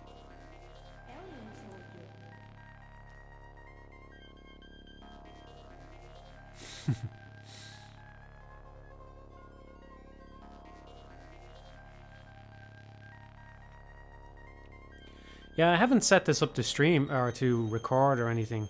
I have almost no hard drive space left because I haven't moved all the meta and micro video stuff off yet. So the hard drive is still clogged up. It would be nice to have it recording with just the video in case I do get a no damage run. So I could just have it by itself without whatever stupid shit I'm talking about when it inevitably happens, you know? I don't expect it to happen on stream if it does happen at all because it can be so distracting, you know? Maybe, I should, at some point when I'm streaming, I should try to stream this as seriously as I would if I was playing it and just not talk and just let the game speak for itself maybe for a little while. Could be a nice change of pace, if nothing else.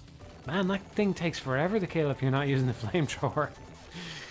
Man, you'd forget what a big difference it makes working out which weapon to use. Yeah. Yeah, it's 7 o'clock, yeah. Yeah, Streets of Rage 4 would be a good one to stream, alright, yeah. Alright, anyway. Yeah, that'll do for today. A couple of runs, not bad. A little disappointed in that 19, I thought it was a bit better. But we'll definitely get sub 10 on stream at some point. And then maybe we can maybe I can get a no damage eventually someday, maybe. All right, I'll see you later, everybody. I'm just dragging this out. I'll see you later, everybody. I'll be back again soon, so there's no need for these long goodbyes every time. So talk to you later, everyone. Back again soon, right?